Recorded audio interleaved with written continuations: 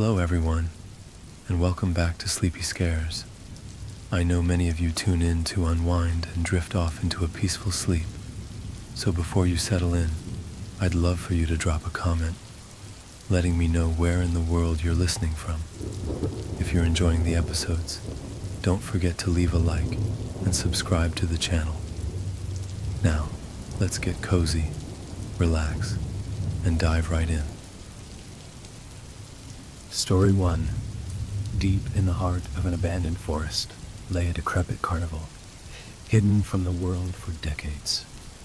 Ivy draped over rusted rides, and the once bright colors of carousel horses had faded into lifeless hues of gray. The only sound was the faint rustle of the wind through the skeletal remains of the Ferris wheel, which groaned as if lamenting its forgotten past. Emma had heard rumors of the place, a cursed carnival that mysteriously appeared every 50 years before vanishing overnight. Local legends spoke of children disappearing, of laughter that turned to screams, but Emma wasn't one to believe in old tales. Armed with her camera, she ventured into the woods, determined to document the eerie remnants for her urban exploration blog. The sun dipped below the horizon as she arrived, and the carnival stood before her in the twilight, like a ghostly relic frozen in time.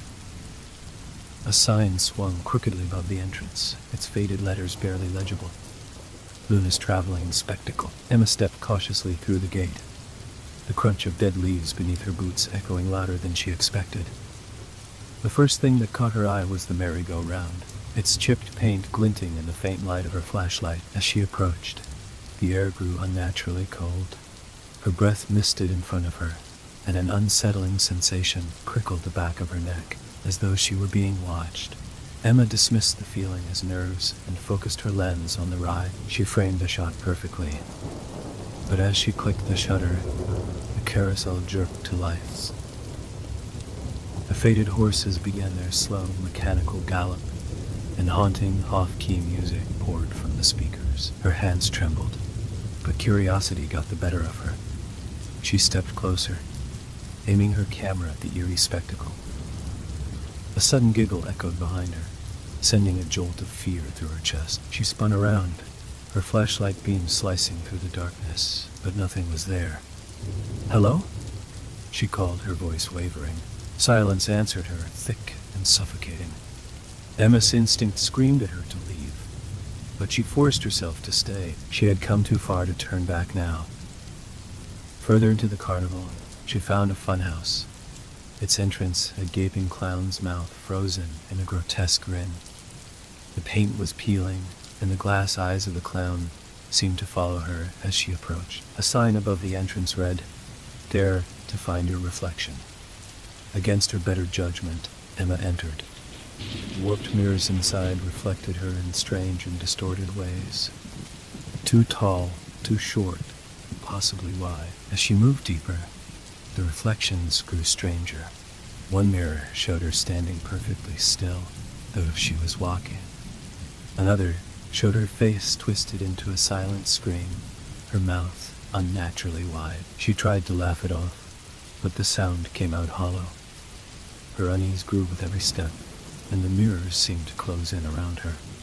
Suddenly, she stopped. In one of the mirrors, her reflection was no longer alone. Behind her stood a figure, a tall, shadowy silhouette with glowing red eyes.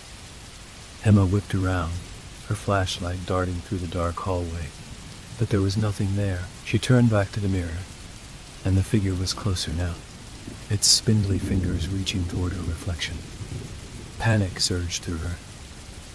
She bolted for the exit, the laughter of unseen children ringing in her ears. She burst out of the funhouse, gasping for air, but the carnival had changed. The rides were no longer rusted and abandoned. Lights flickered on, casting an otherworldly glow over the grounds. The air buzzed with faint music and the distant murmur of voices. Emma's heart pounded as she realized she wasn't alone anymore.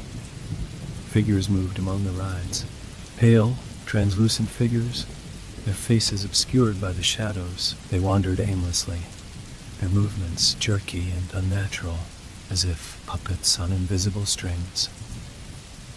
"Who are you?" Emma shouted, her voice drowned out by the growing cacophony of carnival sounds. A man in a top hat emerged from the crowd. His face was porcelain white, his eyes hollow black pits. He tipped his hat to her with a skeletal hand.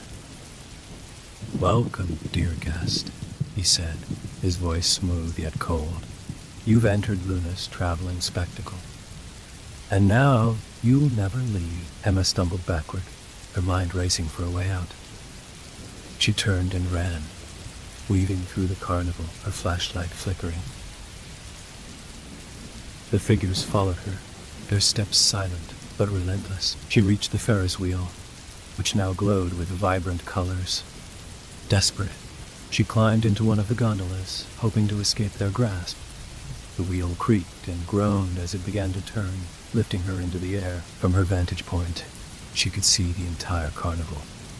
It stretched far beyond what she had explored, an endless maze of rides and attractions. The forest was gone, replaced by an abyss of swirling darkness. The gondola reached the top and stopped. Emma's breath hitched as the man in the top hat appeared in the seat across from her, though she hadn't seen him climb in.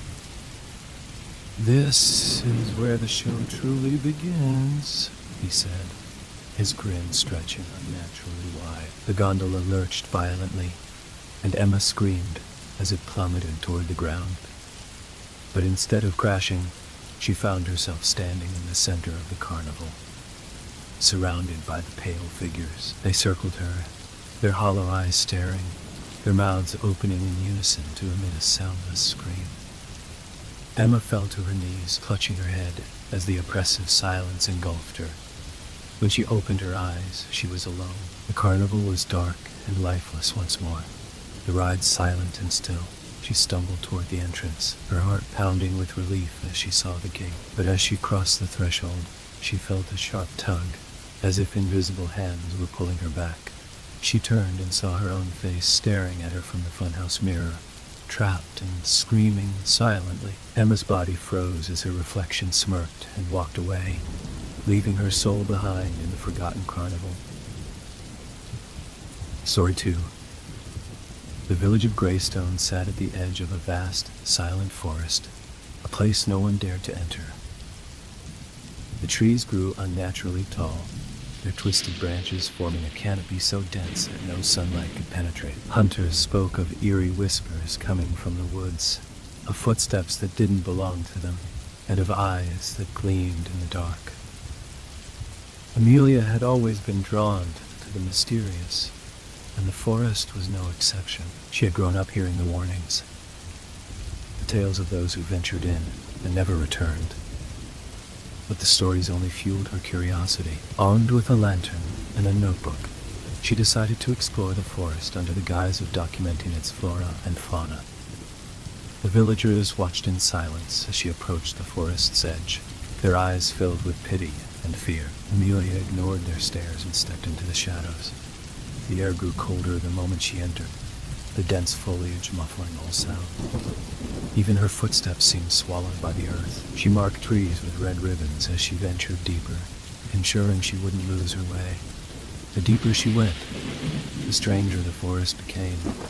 The trees appeared to shift subtly, their gnarled trunks bending as though observing her. The silence was oppressive, broken only by the occasional rustle of leaves. Yet there was no wind. Amelia paused to take notes when she heard it, a faint, melodic hum, like a lullaby carried on the air. She turned, her lantern casting long shadows, but nothing was there. She pressed on, her heart pounding harder with each step. The hum grew louder, more distinct, as though it were coming from all directions at once. Then she saw it. A clearing ahead bathed in an otherworldly glow. In the center of the clearing stood a massive tree, unlike any she had ever seen. Its bark shimmered like silver, and its roots coiled into the ground like serpents. Beneath the tree, a circle of stones surrounded a pool of water so still it looked like glass. Amelia approached cautiously, drawn to the pool's surface. which reflected the starless sky above. As she leaned closer, her reflection rippled and disappeared. In its place, she saw faces, dozens of them, twisted in silent agony. She stumbled back, her lantern swinging wildly. The hum turned into whispers, indistinct words spoken in a language she couldn't understand. Suddenly, the trees around her began to move, their branches creaking and groaning. Amelia realized the forest was alive, its very essence pulsating with an ancient, malevolent energy. She turned to flee, but the path she had come from was gone. The ribbons she had tied were nowhere to be seen. Panic surged through her as she ran blindly through the woods, the whispers growing louder, turning into shrieks. Shadows darted in the corners of her vision, and every time she looked, she caught glimpses of figures, thin, elongated forms that moved unnaturally fast. Her lantern flickered and went out, plunging her into darkness. She fumbled with it, her breathing ragged, but a cold hand clamped down on her shoulder. She screamed and spun around, but there was no one there. Her mind raced as she stumbled forward, tripping over roots and rocks. The forest seemed to close in on her, the trees forming a labyrinth with no exit. In the distance, she saw a faint light and ran toward it, hope blossoming in her chest. But as she neared, she realized the light was coming from the pool in the clearing she had just left. She had been running in circles. The whispers were deafening now, and the faces in the pool began to emerge, their spectral forms clawing their way out of the water. Amelia backed away, her throat tight with terror. The ground beneath her feet softened, and she realized she was sinking into the earth. She struggled, but the more she moved, the deeper she sank. The last thing she saw was the massive tree looming over her, its branches reaching down like skeletal fingers. The villagers found her lantern at the edge of the forest the next morning, its glass cracked and smeared with dirt. Amelia was never seen again, but on quiet nights, the villagers claimed they could hear her screams, carried on the wind from the silent forest. Story 3. The outskirts of Ridgemore were home to a desolate field that locals referred to as the Hollow Grounds. Once, decades ago, a carnival had set up there. It had been a grand affair, with towering rides, colorful tents, and music that echoed through the valley. But one night, a storm rolled in without warning. Lightning struck the main tent, igniting a fire that consumed everything and everyone. The survivors abandoned the grounds, leaving behind twisted metal, scorched wood, and whispers of restless spirits. No one dared to visit, but teenagers loved to spin tales of the haunted carnival and dared each other to explore the ruins. Olivia, a skeptic by nature, had always laughed off these stories. Ghosts didn't exist, and she was determined to prove it. Armed with a flashlight and her phone, she convinced her friends, Mark and Elena, to join her on a nighttime expedition. The three of them approached the hollow grounds just as the moon slipped behind a thick veil of clouds. The air grew heavy, and the scent of burnt wood lingered, though no fire had burned there for years. Olivia led the way, her flashlight cutting through the dark, revealing rusted ticket booths and the skeletal remains of a Ferris wheel. "See? Nothing but rubble," she said, her voice breaking the eerie silence. Mark and Elena exchanged uneasy glances, but followed her deeper into the grounds. The deeper they ventured, the more unsettling the ruins became. The carousel was still intact, its painted horses faded and peeling. The wind seemed to push the carousel gently, making it creak as it turned ever so slightly. Elena stopped suddenly. "Do you hear that?" she whispered. They all froze. Faint music drifted through the air, a warped, discordant melody that sounded like it came from an old cowley. Olivia laughed nervously. Probably just the wind playing tricks on us. But as they moved closer to the center of the grounds, the music grew louder, more deliberate. The remains of the main tent stood before them, its scorched fabric flapping like tattered sails. "Let's check it out," Olivia said, though her confidence had begun to waver. They stepped inside the tent, their flashlights sweeping over charred beams and ash-streaked ground. The air was stifling, heavy with the scent of decay. Suddenly, the music stopped.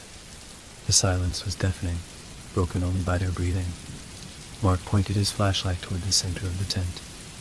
A figure stood there, hunched and motionless, its back to them.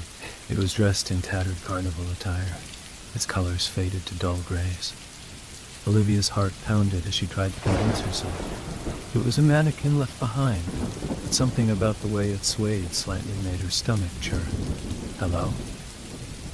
Hello?" she called out, her voice trembling. The figure turned slowly, revealing a face that wasn't human. Its features were warped, a grotesque mask of melted flesh and glassy eyes that seemed to glow. The flashlight in Olivia's hand flickered and went out. Mark and Elena's lights followed, plunging them into darkness. Panic set in as they scrambled to turn them back on. When the lights finally returned, the figure was gone. The music started again, louder this time, and accompanied by faint laughter that seemed to come from everywhere and nowhere. "We need to leave," Elena said, her voice shaking. They ran from the tent, but the carnival grounds had changed. The rides were no longer rusted ruins. They stood tall and vibrant, their lights flickering erratically. The carousel spun rapidly, the horses' mouths opening and closing as if they were alive. Mark screamed as a shadow darted past him, knocking the flashlight from his hand. Olivia grabbed his arm and pulled him forward, but Elena had stopped. She was staring at the Ferris wheel, her eyes wide with terror. "There are people on it," she whispered. They looked up. Figures sat in the seats, their faces obscured, but their heads all turned toward the group in unison. The wheel began to move, creaking and groaning as it spun faster and faster. They ran blindly through the grounds, the laughter and music chasing them, growing louder and more chaotic. The air grew colder, and the shadows seemed to stretch toward them, clawing at their feet. They reached the edge of the grounds, but an invisible barrier stopped them. No matter how hard they tried, they couldn't leave. The laughter turned into screams, and the ground beneath them began to shake. The last thing Olivia saw was the carousel, now fully alive, its horses breaking free and galloping toward them with fiery eyes. The next morning, the hollow grounds were quiet once more, the ruins untouched. The villagers found no sign of Olivia, Mark, or Elena. But on quiet nights, when the wind blew just right, they swore they could hear the faint sound of carnival music and distant, echoing screams. Story 4. Blackthorn Manor was a sprawling estate hidden deep within the forest, its ivy-covered walls and shattered windows giving it an air of decay. Stories about the manor were plentiful in the nearby town. Some said it was cursed, while others swore they had seen lights flickering inside on stormy nights. No one who entered ever stayed long enough to find out why. Yet, for Adam, a budding urban explorer, the manor was an irresistible challenge. He'd read the stories, heard the warnings, but dismissed them as small-town folklore. Armed with a camera, he ventured out alone, determined to document every corner of the infamous Blackthorn. The air grew colder as he approached, his boots crunching against the gravel path overgrown with weeds. The wrought iron gates screeched as he pushed them open, the sound echoing like a scream. The manor loomed ahead, its blackened stone exterior seemingly absorbing the weak rays of the setting sun. As Adam stepped inside, the floor groaned beneath him. Dust hung thick in the air, disturbed by his movements. His flashlight illuminated grand staircases, crumbling chandeliers, and walls adorned with faded portraits whose eyes seemed to follow him. The deeper he ventured, the more oppressive the atmosphere became. A low hum vibrated through the walls, so faint Adam wasn't sure if he was imagining it. In one of the parlors, a mirror hung cracked but intact. As Adam shone his light on it, his reflection didn't move. It stared back at him, its eyes dull and lifeless, a slight smile creeping onto its face. Adam stumbled backward, his camera slipping from his hands. When he looked again, the mirror reflected only the empty room. Shrugging it off as a trick of his mind, Adam pressed on. He climbed the staircase to the second floor, where the air grew colder still. A faint scratching sound emanated from behind a door at the end of the hall. As he approached, the scratching ceased, replaced by silence so profound it hurt his ears. He opened the door slowly, revealing a bedroom frozen in time. The bed was neatly made, and a porcelain doll sat upright on a rocking chair, its glassy eyes staring at the door. Adam felt an inexplicable pull toward the doll. Against his better judgment, he reached out to touch it. The moment his fingers brushed its porcelain skin, the rocking chair moved. A faint giggle echoed through the room, though no one was there. He grabbed his camera and fled the room, but the hallway was no longer empty. Shadows moved along the walls, slithering and merging like living things.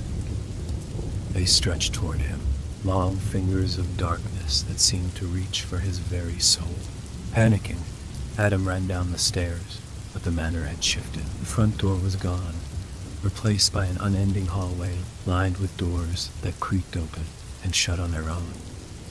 The humming from earlier returned, louder now, like a deep, guttural chant. Adam darted into a random room, slamming the door behind him. His flashlight flickered, its beam cutting through the suffocating dark. In the corner of the room stood a figure, barely visible but undeniably there. It was tall and thin, its limbs elongated and unnatural. Its head tilted unnaturally as it took a step forward, its movements jerky like a marionette on tangled strings. Adam pressed himself against the wall, heart pounding as the figure drew closer. The flashlight died completely, plunging him into total darkness. When the light flickered back on, the figure was inches from his face, its hollow eyes bored into his, its mouth stretching into a grotesque grin. The last thing Adam remembered was its cold breath on his skin and the sound of whispers in a language he couldn't understand. Weeks later, hikers found Adam's camera outside the manor gates. The footage showed him entering Blackthorn Manor, his voice confident and excited. But the final clip was different. It was shaky and blurred, capturing fleeting glimpses of shadows and faint, unnatural laughter. The last frame was of Adam's terrified face, illuminated by a flickering flashlight before the screen went dark. No trace of Adam was ever found, but those who dared to watch the footage swore they could hear his panicked breathing and footsteps, as if he were still running from whatever haunted the shadows of Blackthorn Manor. Story 5. Deep in the woods, far beyond the usual trails, there was a path that no one dared to walk. It was whispered about in the nearby village, a place where the trees grew so dense the light barely filtered through. The path had once been well traveled, a shortcut for those who had urgent business, but something had changed. No one could say when it happened, but the path seemed to stretch on forever, leading to a place that didn't feel right. People who had ventured too far down it were never seen again, and those who had turned back spoke of strange sounds, shadowy figures, and an overpowering sense of being watched. One autumn evening, a young man named Thomas, weary from the long journey he had taken through the woods, found himself at the edge of the path. He had heard the rumors, but was too tired to care. His goal was simple: to reach the distant town where his grandmother lived. He knew the village was just beyond the woods, but it was too late to turn back now. The sun had already dipped below the horizon, and the fading light barely illuminated the twisted trees ahead. Taking a deep breath, he set foot onto the path, brushing aside the creeping vines and underbrush as he walked deeper into the forest. At first it seemed like any other path. The crunch of fallen leaves beneath his boots, the occasional hoot of an owl, and the rustle of the wind through the branches gave him a sense of normalcy. But as he walked, the sounds began to shift. It wasn't the forest anymore. The air felt colder, thicker, and with each step, the trees seemed to grow closer, their gnarled branches reaching toward him like hands. Thomas pulled his jacket tighter, ignoring the rising unease in his chest. He had heard stories of people getting lost in the woods, But he wasn't one to believe in ghost stories or folklore. The village wasn't far off, he reassured himself. Just a few more miles, and he'd be safe. But after what seemed like hours, he realized something was wrong. The path had not changed. The trees had not thinned as he had expected. He looked back, but the trail behind him was gone. Instead, there was only an impenetrable wall of shadows. He strained his eyes, searching for any familiar landmarks, but everything appeared unfamiliar and distorted. He turned forward again, his heart beginning to race. Something was off, but he couldn't put his finger on it. The air had grown heavy, thick with the scent of damp earth and decay. The silence was overwhelming, broken only by the occasional snap of a twig underfoot. His steps quickened as his anxiety grew, and that's when he heard it, a faint whisper, so soft it could have been the wind. But then it came again, clearer this time, closer. Leave before it's too late. His breath hitched in his throat. Who else could be here? He had seen no one on the path since entering the woods. The whisper came again, as though it was speaking directly into his ear. His eyes darted around, his pulse thudding in his ears. But the woods were empty. The path ahead stretched longer than he remembered. The trees now towering above him like blackened giants, their branches twisting into grotesque shapes. A shiver ran down his spine. He had to leave. He turned back, hoping to retrace his steps. But the path was still gone. A jagged line of stone, slick with moss, replaced it, and the whisper grew louder. You shouldn't have come. Thomas froze. The voice wasn't just a whisper anymore. It had taken on a guttural quality, a sinister tone that chilled him to the bone. He whipped around, his breath coming in short gasps, but the woods were silent once more. His eyes scanned the twisted trees, his mind racing for an explanation.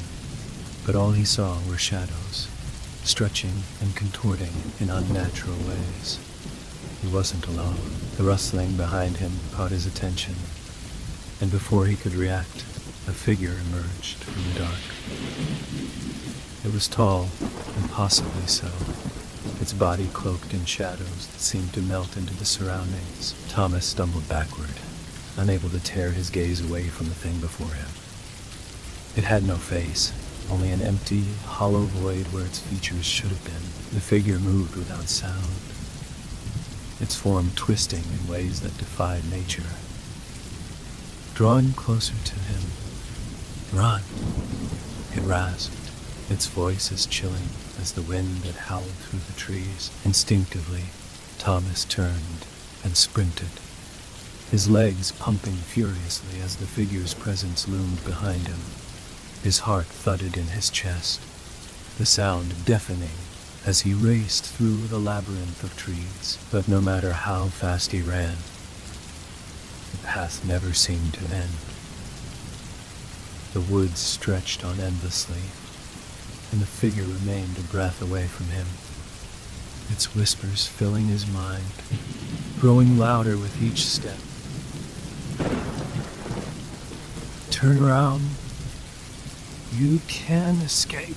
The darkness closed in, suffocating him, and just as he felt the figure's icy touch on his shoulder, Thomas screamed. Suddenly, the world stopped. The whispering ceased.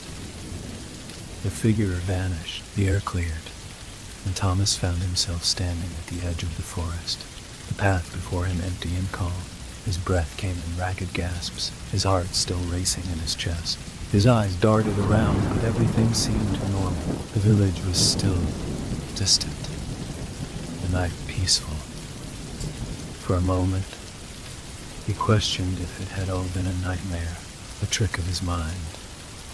But as he glanced down at his hands, he saw them trembling uncontrollably. Something had happened on that path, something that couldn't be explained away. He turned and looked back at the woods. The path was no longer visible, swallowed up by the shadows. But as he walked away, he couldn't shake the feeling that something was watching him from the dark, waiting. patient. And somewhere, deep in the heart of the forest, the whisper returned. Next time, you won't be so lucky. Story 6. Thornhill Manor stood on the outskirts of the sleepy village, its once grand walls now crumbling under the weight of neglect. The manor had been abandoned for decades. Its windows darkened and its gates rusted shut. The villagers spoke of strange occurrences within its walls, whispers in the night, flickering lights, and the occasional silhouette glimpsed in the upper floors. No one dared venture near the place, yet, despite the warnings, a young woman named Clara moved to the village, eager to escape the city and start a new life. She had heard the rumors of Thornhill Manor, but dismissed them as mere superstition. The house, with its towering spires and ivy-clad walls, intrigued her, and she couldn't resist its pull. One evening, after hearing the local tavern's tales about the manor, Clara decided to explore. It was late, and the air was crisp, with the moon casting an eerie glow over the manor's overgrown garden. Clara approached the gates, which were mysteriously ajar. Her heart raced with excitement, not fear. She pushed the gates open and stepped onto the gravel path that led to the front door. As she walked, a cold gust of wind swept past her, causing the trees to creak and moan. The manor loomed before her like a dark giant, its windows staring down at her with an almost knowing gaze. She reached the door and found it unlocked, as if inviting her inside. The hallway was cold, and the air thick with dust. Faded portraits lined the walls, their eyes seemingly following her every movement. The floorboards creaked beneath her steps as she ventured deeper into the manor, drawn by a strange force she couldn't explain. At the end of the hallway stood a grand staircase, leading to the second floor. Clara hesitated for a moment, but then ascended, the sound of her footsteps echoing in the stillness. As she reached the top, the temperature dropped even further. A soft, eerie melody floated through the air, coming from a room at the end of the corridor. Clara's curiosity got the better of her, and she followed the music, her breath visible in the cold air. She reached the door to the room, its frame warped with age. The music grew louder, the haunting tune almost hypnotic. Clara slowly pushed the door open. Inside, the room was dimly lit by a single candle, and at the far end stood a grand piano, its keys moving by themselves, playing the haunting melody. Clara stood frozen in the doorway, her eyes wide in disbelief. She had heard of haunted pianos, but this was something far worse. The room was empty, yet the music filled the air, as if someone, or something, was playing. Her gaze shifted to the corner of the room, where a large mirror hung crookedly on the wall. She couldn't explain why, but something about the mirror unsettled her. She felt an overwhelming urge to look into it. Stepping closer, Clara's reflection stared back at her, but it wasn't quite right. Her image was distorted, her features twisting and warping like a funhouse mirror, and behind her, there was something else. A shadow, dark and formless, stood just inches away from her, its eyes glowing a faint red. Clara froze, her heart hammering in her chest. She turned quickly, expecting to see nothing, but the shadow remained in the reflection. It leaned closer, its presence suffocating. "Leave?" a voice rasped, low and distorted. Clara's breath caught in her throat. She spun around to face the room, but the shadow was gone. The piano stopped playing. Silence. Silence. The room was still, and the chill in the air intensified. Clara stumbled backward, her mind racing. She couldn't explain what had just happened, but she knew one thing for sure. She was not alone. The house seemed to breathe around her, as though it were alive, waiting for her to make a mistake. Clara bolted from the room, her footsteps hurried and frantic as she raced back down the hallway. The wall seemed to close in on her, and the shadows stretched unnaturally, reaching out to grab her. She stumbled down the stairs, almost tripping over her own feet, desperate to escape. The front door loomed ahead, just a few feet away. As she reached for the door handle, she heard it again. The music, softer now, playing from the grand piano. But this time, it was different. The melody was slower, more sinister, and Clara could swear she heard a voice whispering between the notes. "You're never leaving." Clara's heart stopped. She turned to see the dark figure in the doorway, its eyes burning into her. It moved closer, its body flickering in and out of focus like a poorly tuned television. It reached out with elongated hands, its fingers twisting in unnatural ways. "You belong to Thornhill now." Panic surged through Clara. She tried to turn the handle, but it wouldn't budge. She yanked on the door with all her strength, but it was as if it was locked from the outside. The figure was almost upon her now, its presence suffocating, its breath cold on her skin. The music swelled, louder and more frantic, as the dark entity closed in on her. Clara screamed, but no sound escaped her lips. Her vision blurred as the shadows enveloped her, swallowing her whole. The last thing she saw before everything went black was the crooked mirror, her distorted reflection still staring back at her, its eyes glowing red. The villagers never saw Clara again. The manor remained silent, its secrets locked within its decaying walls. But every so often, on the wind, a soft, haunting melody could be heard drifting through the village, followed by a chilling whisper. "You belong to Thornhill now." Story 7. In a quiet town nestled between hills, there was a building that no one dared enter, a forgotten old library, abandoned for years. The library had once been a thriving center of knowledge, filled with rows of books and the hum of quiet conversations. But that was before the incident. No one spoke of it, and the elders had long since forbidden anyone from going near the place. It was said that something had happened in the basement, a tragedy so dark that the town wished to erase it from memory. Yet, even with the warnings, a young man named Andrew, new to the town and unaware of its history, found himself drawn to the library. He'd always loved old buildings, the smell of dust and forgotten stories, and the sense of mystery that lingered in places abandoned by time. The town was small, and the library stood alone at the edge, looking lonely and out of place. One afternoon, when the sky was overcast,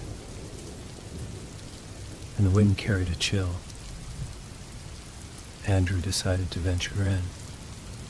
He pushed open the heavy wooden doors, their hinges groaning in protest, and stepped into the darkness. The library's interior was as he expected, dusty, stale, and silent.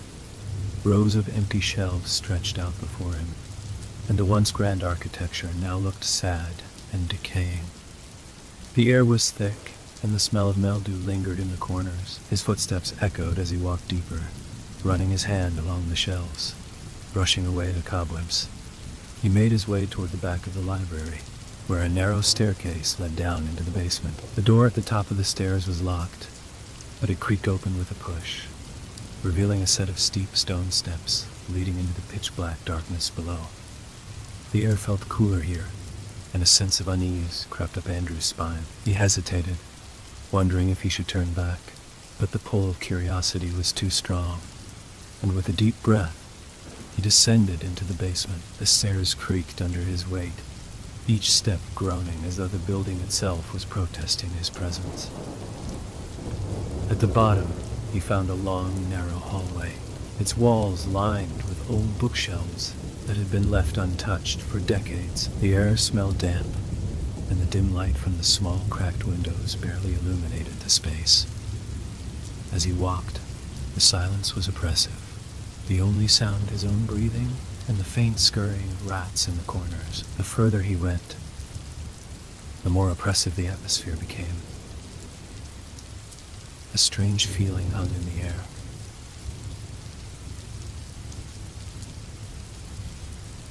Something heavy and foreboding. At the end of the hallway, there was another door, this one old and weathered. its edges frayed and chipped. It seemed out of place, as if it didn't belong in the library at all. Hesitant, Andrew reached for the handle and turned it. The door creaked open, revealing a small, cramped room. Inside, the air was thick with the smell of rot. Shelves lined the walls, filled with books that were half-eaten by time, their pages yellowed and brittle. But it wasn't the books that caught Andrew's attention.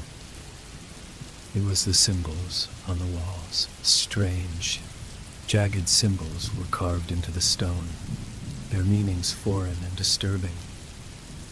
They glowed faintly, as if alive. As his eyes scanned the room, his gaze fell upon the center of the room, where an old wooden chest sat. Its surface cracked and worn. It seemed to pulse with an energy that sent chills down his spine. He stepped closer, drawn by an inexplicable force, and his fingers hovered over the chest. He could hear a low hum, a whisper, faint and distant, as if calling to him. Without thinking, he opened it. Inside was a pile of tattered cloth, but as he lifted it, something moved beneath it, something alive. The room seemed to darken as a cold breeze swept through, extinguishing the faint light. The hum grew louder, more insistent, and suddenly he felt a presence behind him. He spun around, but there was no one there, yet the air felt thick with something that wasn't human. And then the whisper came. You shouldn't have opened it. The voice was faint, like a breath in the wind, but it filled the room, wrapping around him like tendrils. Panic surged through him as the wall seemed to close in, the space growing smaller and smaller. He backed toward the door, but it slammed shut with a deafening crash. The floor beneath him trembled as something began to stir in the darkness. He turned back toward the chest, but it was no longer empty. The cloth that had once been a simple cover was now a mass of shifting shapes, a form that moved with purpose. He couldn't see it clearly, but he could feel its eyes on him, watching. Get out, the voice rasped. This time not a whisper, but a command. But it was too late.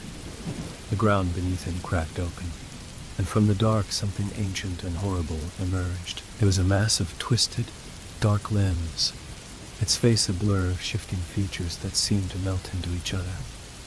It reached out with hands that were both human and something else, pulling itself toward Andrew. His breath caught in his throat as he stumbled backward, trying to escape. But the room had no exit now. The walls closed in, the symbols on them glowing brighter, their jagged edges cutting into the air like knives. He could feel the presence behind him growing stronger, closer. He turned to run, but his legs betrayed him. The ground buckled beneath his feet, and he fell to his knees. No one leaves, the voice growled, its echo vibrating through his skull. The shadows engulfed him, the coldness seeping into his skin, his bones, until he could feel nothing. And then...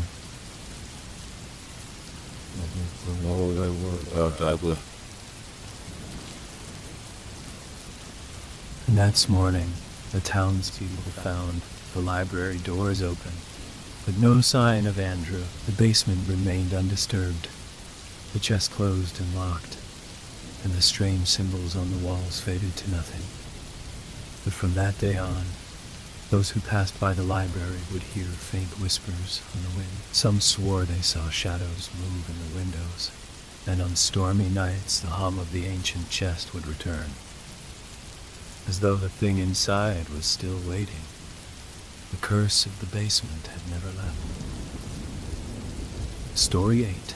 Nestled on the outskirts of a small rural town, there stood an old mill, its once proud structure now decaying under years of neglect. The wind howled through its empty windows, and the river that ran beside it had long since been tamed by the dam upstream. The mill had once been a bustling place, providing work for the town's people. But that was before the incident. No one spoke of the event that had caused the mill to close. But rumors had always circulated, dark and twisted, about what had happened within its walls. Despite the mystery, the mill remained a silent monument to forgotten history, its presence a reminder of something that had been buried long ago. For years, it sat abandoned, its stone walls weathered by time, its roof sagging with rot. The mill's history faded with each passing year, and the townspeople learned to avoid it. That was until Nathan, a young man from the city who had recently moved to the area, decided to explore the mill. Nathan was fascinated by old, abandoned places, and the mill's eerie reputation only made it more alluring to him. He had heard the stories of strange noises at night, and of figures seen wandering around the ruins, but he was a skeptic. There was no way he believed in ghosts, hauntings. So, one evening, after the sun dipped behind the horizon and the fog rolled in, Nathan ventured out to the mill. As he approached, the air grew colder, the wind carrying with it a sense of foreboding.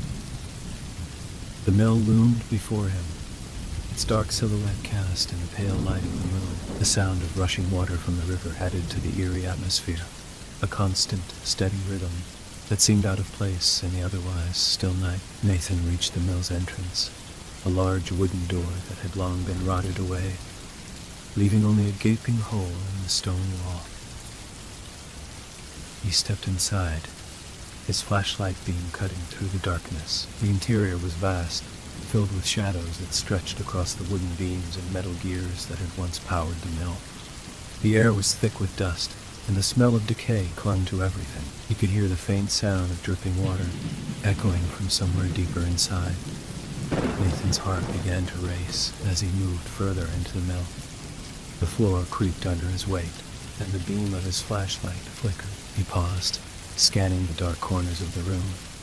Nothing seemed out of the ordinary. But then, just as he turned to continue, he heard it. A low, grinding sound, like metal scraping against stone. His breath caught in his throat. The sound grew louder, coming from below, the mill's basement. Against his better judgment, Nathan felt a pull to investigate. The stairs leading down to the basement were rickety and covered in moss, but they held his weight as he descended into the dark. The air grew colder still as he stepped into the basement, his flashlight revealing piles of old tools, forgotten machinery, and wooden crates covered in cobwebs. The walls were damp, the stone slick with moisture, and then he saw it. An old metal wheel, covered in rust, slowly turning on its own, grinding against the stone floor. Nathan froze. He hadn't touched it, yet it was moving. It was the same grinding sound he had heard earlier, but as he looked closer, he noticed something strange about the wheel. The metal was stained dark red, like blood. His stomach churned, and he quickly turned to leave. But then something caught his eye. The far end of the room, hidden in the shadows, was a small doorway. The door was ajar, and from inside he could hear faint whispers, voices speaking in a language he didn't understand. The whispers grew louder as he stepped closer, his breath coming in shallow gasps. Something was wrong. Deeply wrong. He pushed the door open, and the temperature dropped instantly, as though he had stepped into another world entirely. The room beyond was small, its walls covered in strange symbols carved into the stone. In the center of the room stood an altar, its surface stained with something dark. There were no candles, no light, yet the room felt alive with an eerie energy. And then Nathan saw it. A figure standing at the far side of the altar, draped in a long cloak that seemed to blend into the shadows. The figure turned, its face obscured by the hood, but Nathan felt its gaze lock onto him. His heart pounded in his chest, and he took a step back. The whispers stopped. "You shouldn't be here," the figure whispered, its voice soft but chilling. Nathan's body went rigid. The figure's hands reached up, pulling back the hood, revealing a face. No, the skull. its hollow eyes staring into Nathan's soul. The skull smiled, an unnerving grin that stretched impossibly wide, exposing rows of sharp, black teeth. "It's too late." Nathan stumbled backward, his mind racing, but the door to the room slammed shut behind him. He could feel the presence closing in, suffocating him. The whispers started again, louder this time, growing frantic, urgent. He ran, his footsteps echoing through the basement as the walls seemed to shift, closing in on him. The grinding sound of the wheel grew deafening, and suddenly, the entire room seemed to spin. He reached the stairs, but they weren't the same. They were no longer rotting wood, but smooth, dark stone, cold to the touch. Nathan tried to climb, but something grabbed his ankle, pulling him back down. He turned in terror, only to see a mass of shadowy tendrils reaching from the darkness, their cold skeletal fingers wrapping around him.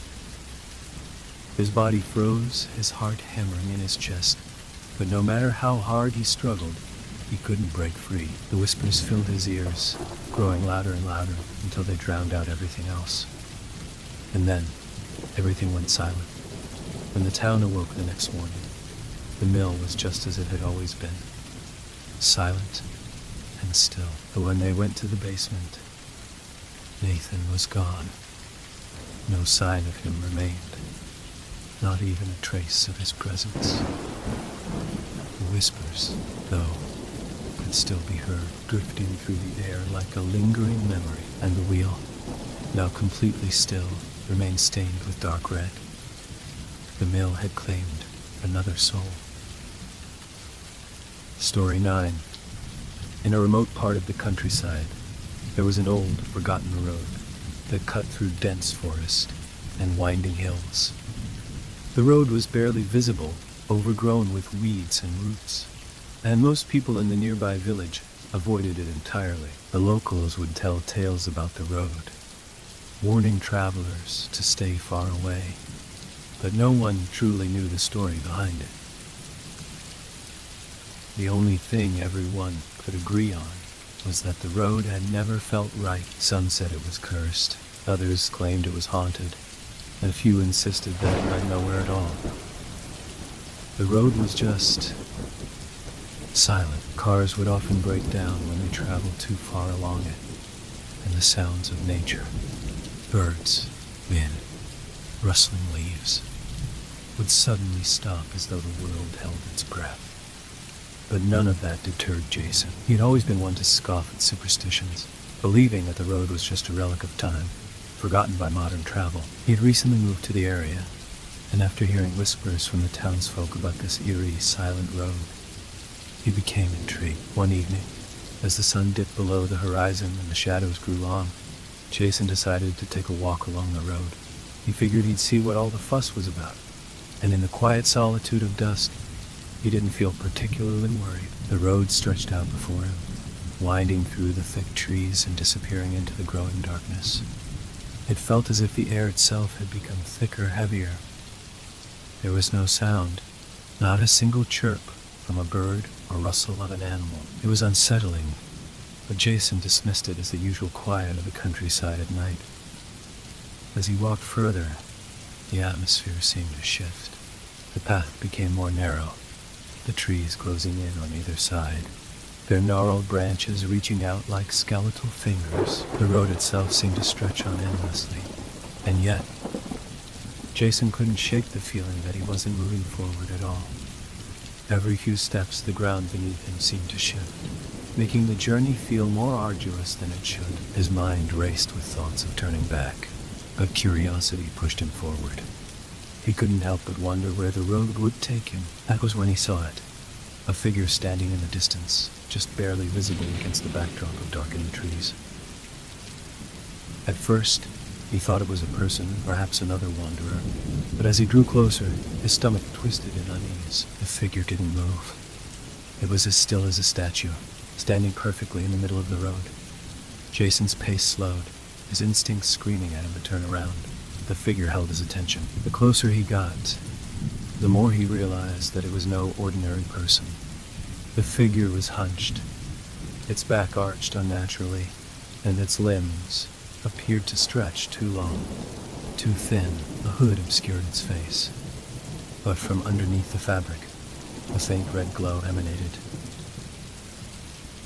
Jason froze in his tracks, a chill running down his spine. The figure remained motionless, the faint red glow intensifying as he stood there. Something was terribly wrong. "Are you lost?" Jason finally asked, his voice shaky but determined to break the unnerving silence. The figure did not respond. It simply stood there as if waiting for him to come closer, against every instinct telling him to flee. Jason took a step forward. The moment he did, the ground beneath him shifted.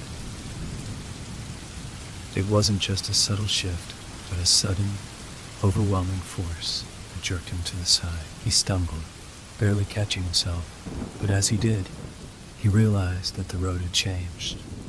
The once familiar path had become uneven, twisting in unnatural directions. The trees, too, seemed to have moved, their branches shifting as if they were alive.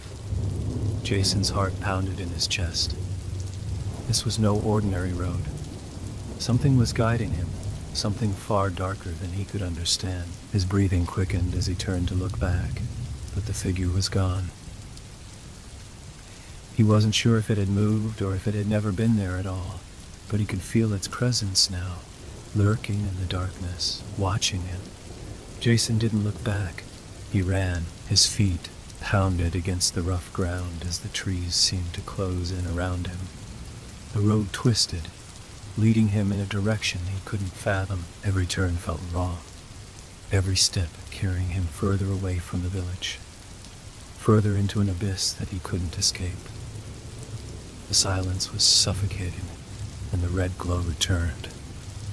Flickering at the edges of his vision, he could feel the ground shift beneath him again, this time pulling at his feet, as if the road itself wanted him to stay.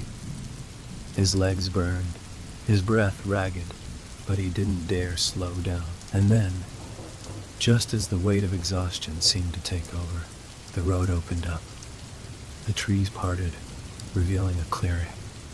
Jason's eyes darted around, trying to make sense of where he was.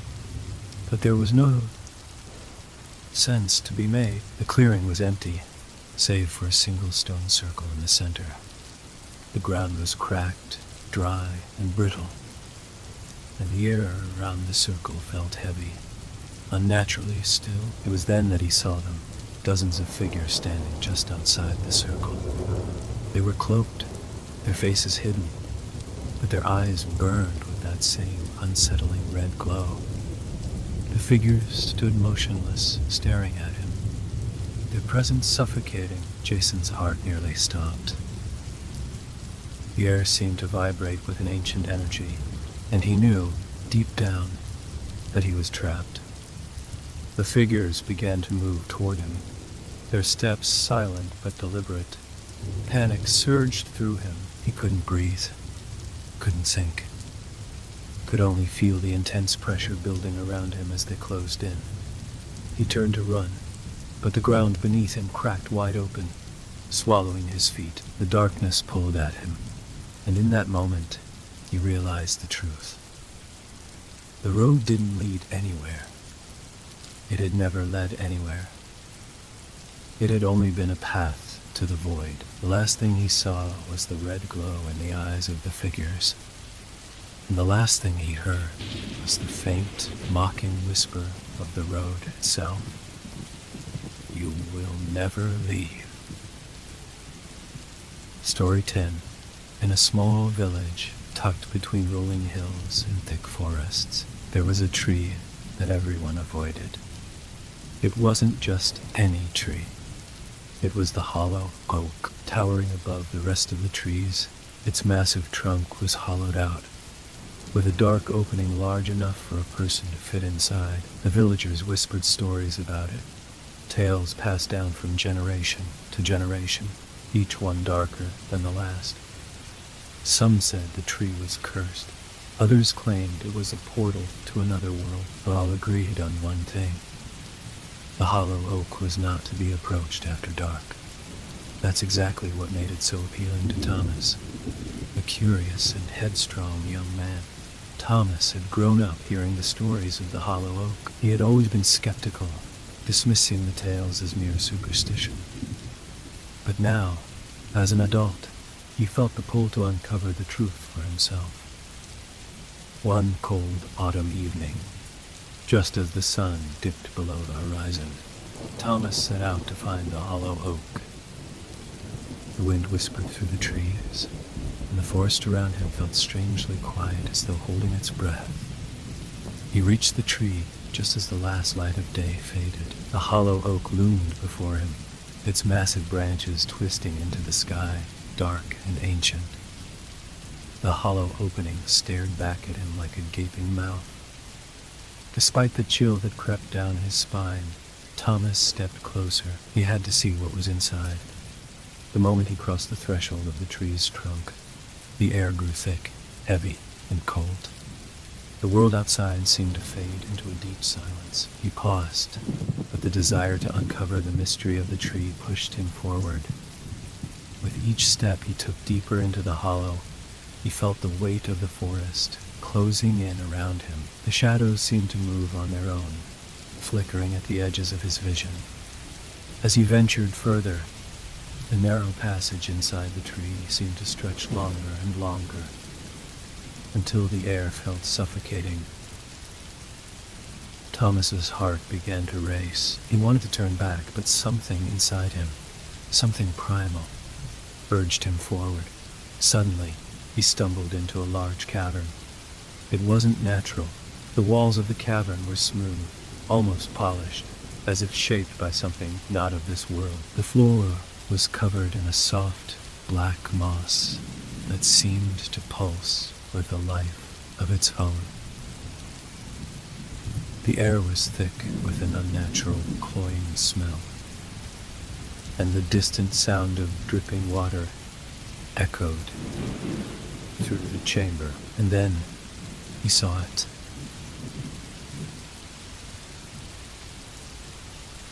Standing in the center of the cavern was a figure, tall and cloaked in tattered robes. Its face was hidden beneath a dark hood, but Thomas could feel its gaze upon him.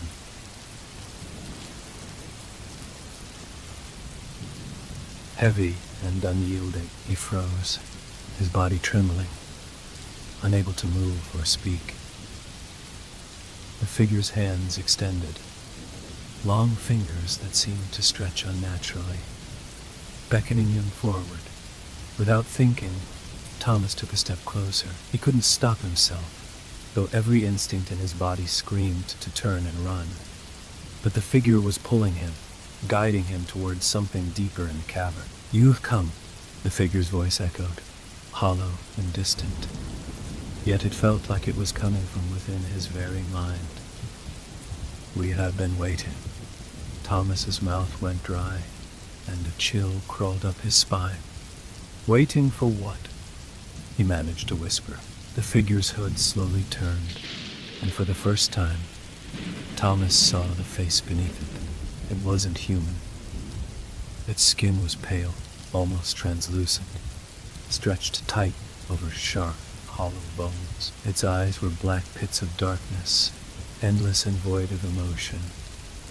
And its smile, no, not a smile. Its teeth, sharp and jagged, filled its face, gleaming with an unsettling hunger. "For you," the figure answered. Before Thomas could react, the ground beneath him trembled. The walls of the cavern began to shift, as though the very earth was alive. The black moss on the floor twisted and coiled, reaching for him, pulling at his legs. Panic surged through Thomas's chest as he tried to break free, but the moss only tightened, dragging him deeper into the ground. The figure stood unmoving, watching its grin widening as Thomas struggled. "You should never have come," it whispered. "You should never have come," it whispered. "This place is not for the living." In an instant, Thomas's vision blurred, and the world around him shifted. The cavern walls faded, replaced by the blackness of an endless void. He could no longer feel the moss beneath him, nor could he see the hollow oak above. He was lost in the dark, trapped between two worlds. The figure's voice echoed around him, a constant, oppressive whisper that grew louder and louder. You are one of us now. You belong here, in the silence. Thomas gasped for breath, but the air was thick, suffocating. His limbs felt heavy, and his mind began to unravel as the whispers filled every corner of his mind. He tried to scream, but no sound came out. The darkness consumed him, and in that moment he understood.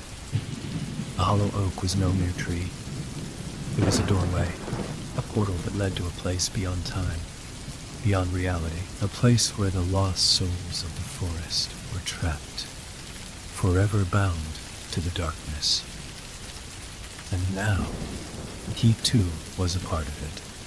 In the village, the locals would tell the story of Thomas's disappearance. They would say that the hollow oak had claimed him, just as it had claimed so many before. And as the years passed, they would continue to warn travelers to stay far away. For the road to the hollow oak was not one that should ever be traveled. The tree still stands, towering above the forest, its hollow trunk waiting patiently for the next soul to wander too close. And those who do are never seen again. Story 11. At the edge of a forgotten village, hidden deep within a dense forest, there was a well. It wasn't an ordinary well. It was known as the Weeping Well, and the villagers would tell anyone who asked about it the same thing. Never go near it, especially after dark. It was said that the well had been there for centuries, its stones worn down by time and weather, its waters once thought to be magical, capable of granting wishes. But that was before the tragedy. Long ago, a young woman named Clara had lived in the village. She was known for her kindness and beauty, and many admired her. But Clara had a secret, a deep, heartbreaking sorrow that no one understood. She had fallen in love with a man named Edward, but their love was doomed. Edward was a traveler, someone who wandered from place to place, never staying in one town for long. Despite their differences, they had fallen deeply in love, and Clara believed that one day they would be together forever. But one fateful day, Edward had to leave. He promised Clara that he would return, but he never did. Weeks turned into months, and Clara waited at the edge of the village, hoping for his return.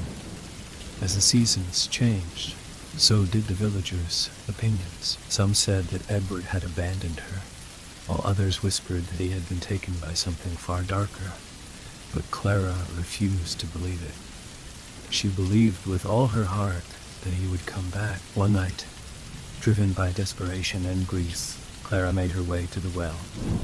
She had heard the stories, whispers of its magical waters, of how it could grant any wish.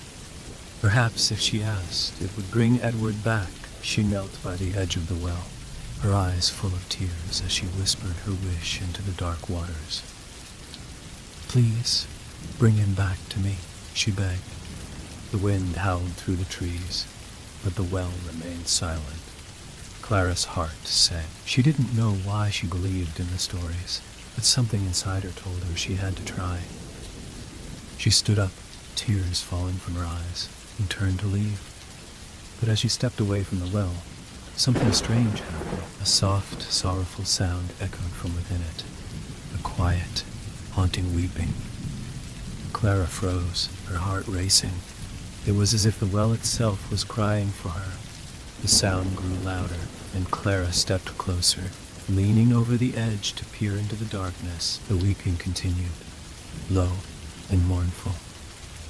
Then, from the depths of the well, a hand reached up, pale and cold. Its fingers long and twisted. Clara gasped and stepped back. But before she could turn and run, the hand grabbed her wrist, pulling her closer. She screamed, but the sound was swallowed by the dark, thick air that surrounded her. In a panic, Clara tried to free herself, but the hand's grip tightened, And then, from the depths of the well, a face emerged, pale and gaunt, its eyes wide and unblinking. It was Edward's face, but not the man she had known. His skin was stretched tight over hollow bones, his eyes black and empty. His mouth opened, but it was no longer a voice she recognized. "You wished for me. You wished for me," he whispered, his voice echoing with 1,000 broken souls. "And now you are mine." Clara struggled, but the grip of the well tightened, pulling her into its dark depths. Her screams were drowned as the face of Edward twisted into something monstrous, his grin wide and empty. The last thing Clara saw was his hollow eyes staring into hers, and the well's surface rippling like water in the wind. The next morning the villagers found the well silent once more. Clara was gone, vanished without a trace. The only thing left behind was a single rose, lying at the edge of the well. No one spoke of the weeping well again, but the villagers knew that it had claimed another soul. Years passed, and the village faded into obscurity, but the well remained, untouched and still. Some say the well still weeps at night, its sorrowful cries echoing through the trees. And on quiet, moonless nights, if you listen closely, you might hear the faint whisper of a woman's voice calling out, "Please, bring him back to me." Story 12. The old house had stood on the outskirts of town for generations, a place of whispered rumors and dark secrets. It had always been a bit of an enigma, its history shrouded in mystery. The people in town spoke of the house in hushed tones, and no one had dared to live there for years. The once grand estate had fallen into disrepair, its windows cracked and its walls covered in peeling paint. Yet despite its decaying appearance, there was something captivating about the house. The stories surrounding it were enough to make anyone uneasy. Some said it was haunted. Others claimed that it held something far worse, a presence that had been trapped inside for years. The one thing everyone could agree on was that the house should be left alone. But that didn't stop Natalie. She had recently moved to the area, eager to start fresh and put her past behind her. She had heard the rumors about the old house, but she didn't believe in ghosts or spirits. To her, the house was just another piece of history waiting to be explored. So, one foggy afternoon, she decided to visit. The door creaked as she pushed it open, the air inside thick with dust and neglect. The smell of old wood and mildew filled her nostrils as she stepped into the foyer. The grand staircase loomed before her, its banister worn with age. She hesitated for a moment, but curiosity won out, and she ascended the stairs. The second floor was quiet, eerily so. The hallway was lined with closed doors, most of them locked or barricaded. At the end of the hall there was a door that stood slightly ajar, and the soft light from the setting sun filtered through the crack. Something about the door drew her in. She pushed it open, revealing a small, dusty room. In the center of the room was a large, ornate mirror, framed in dark wood that had been polished smooth over the years. The glass was cloudy, reflecting only a distorted version of the room around her. There was an odd pull to it, a magnetic force that Natalie couldn't explain. She walked toward the mirror, her breath catching as she got closer. The reflection in the glass seemed to shimmer, as if something was just beyond the surface. At first she thought it was the fading light playing tricks on her, but then she saw it. The figure appeared in the reflection, standing behind her. It was a woman, dressed in an old-fashioned gown, her face obscured by dark flowing hair. The woman's features were blurred, her eyes hidden in the shadow of her hair. Natalie froze, her heart pounding in her chest. She spun around, but the room was empty. No one was there. When she turned back to the mirror, the figure was still there, standing just behind her, as if it had always been there. Natalie's pulse quickened. She stepped back, but the reflection didn't move.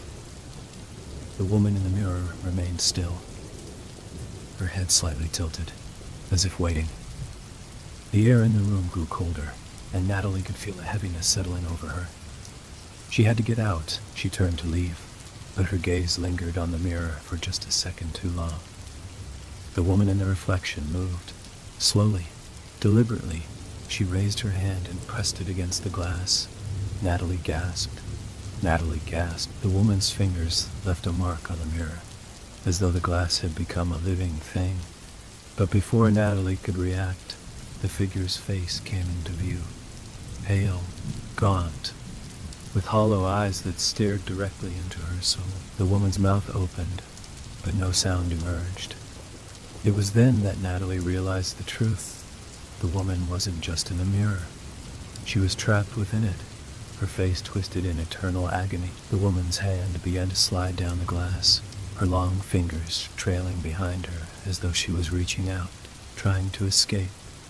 The temperature in the room dropped dramatically, and Natalie could see her breath fogging in the air. Panic set in, and she bolted for the door. But the moment she turned away from the mirror, the reflection changed. The woman in the glass was no longer standing still. She was moving, her form shifting unnaturally, her head jerking from side to side as though searching for something. Natalie's feet stumbled as she ran down the hall, her heartbeat ringing in her ears. She didn't dare look back. As she reached the staircase, she heard a faint, almost imperceptible sound. Soft, rasping breaths that seemed to come from nowhere. It was then that she felt it, cold fingers brushing the back of her neck, sending a jolt of icy terror through her body. She spun around, but there was no one there.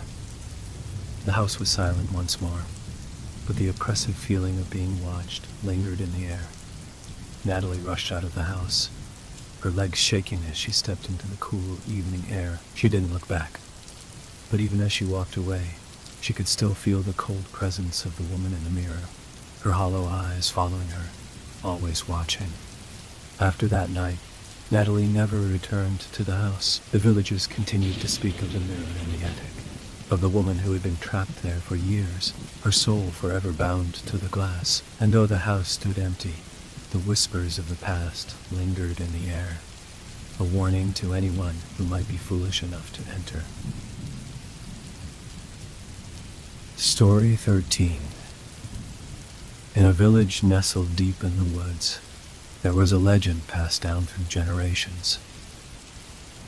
It was a story told in whispers around campfires.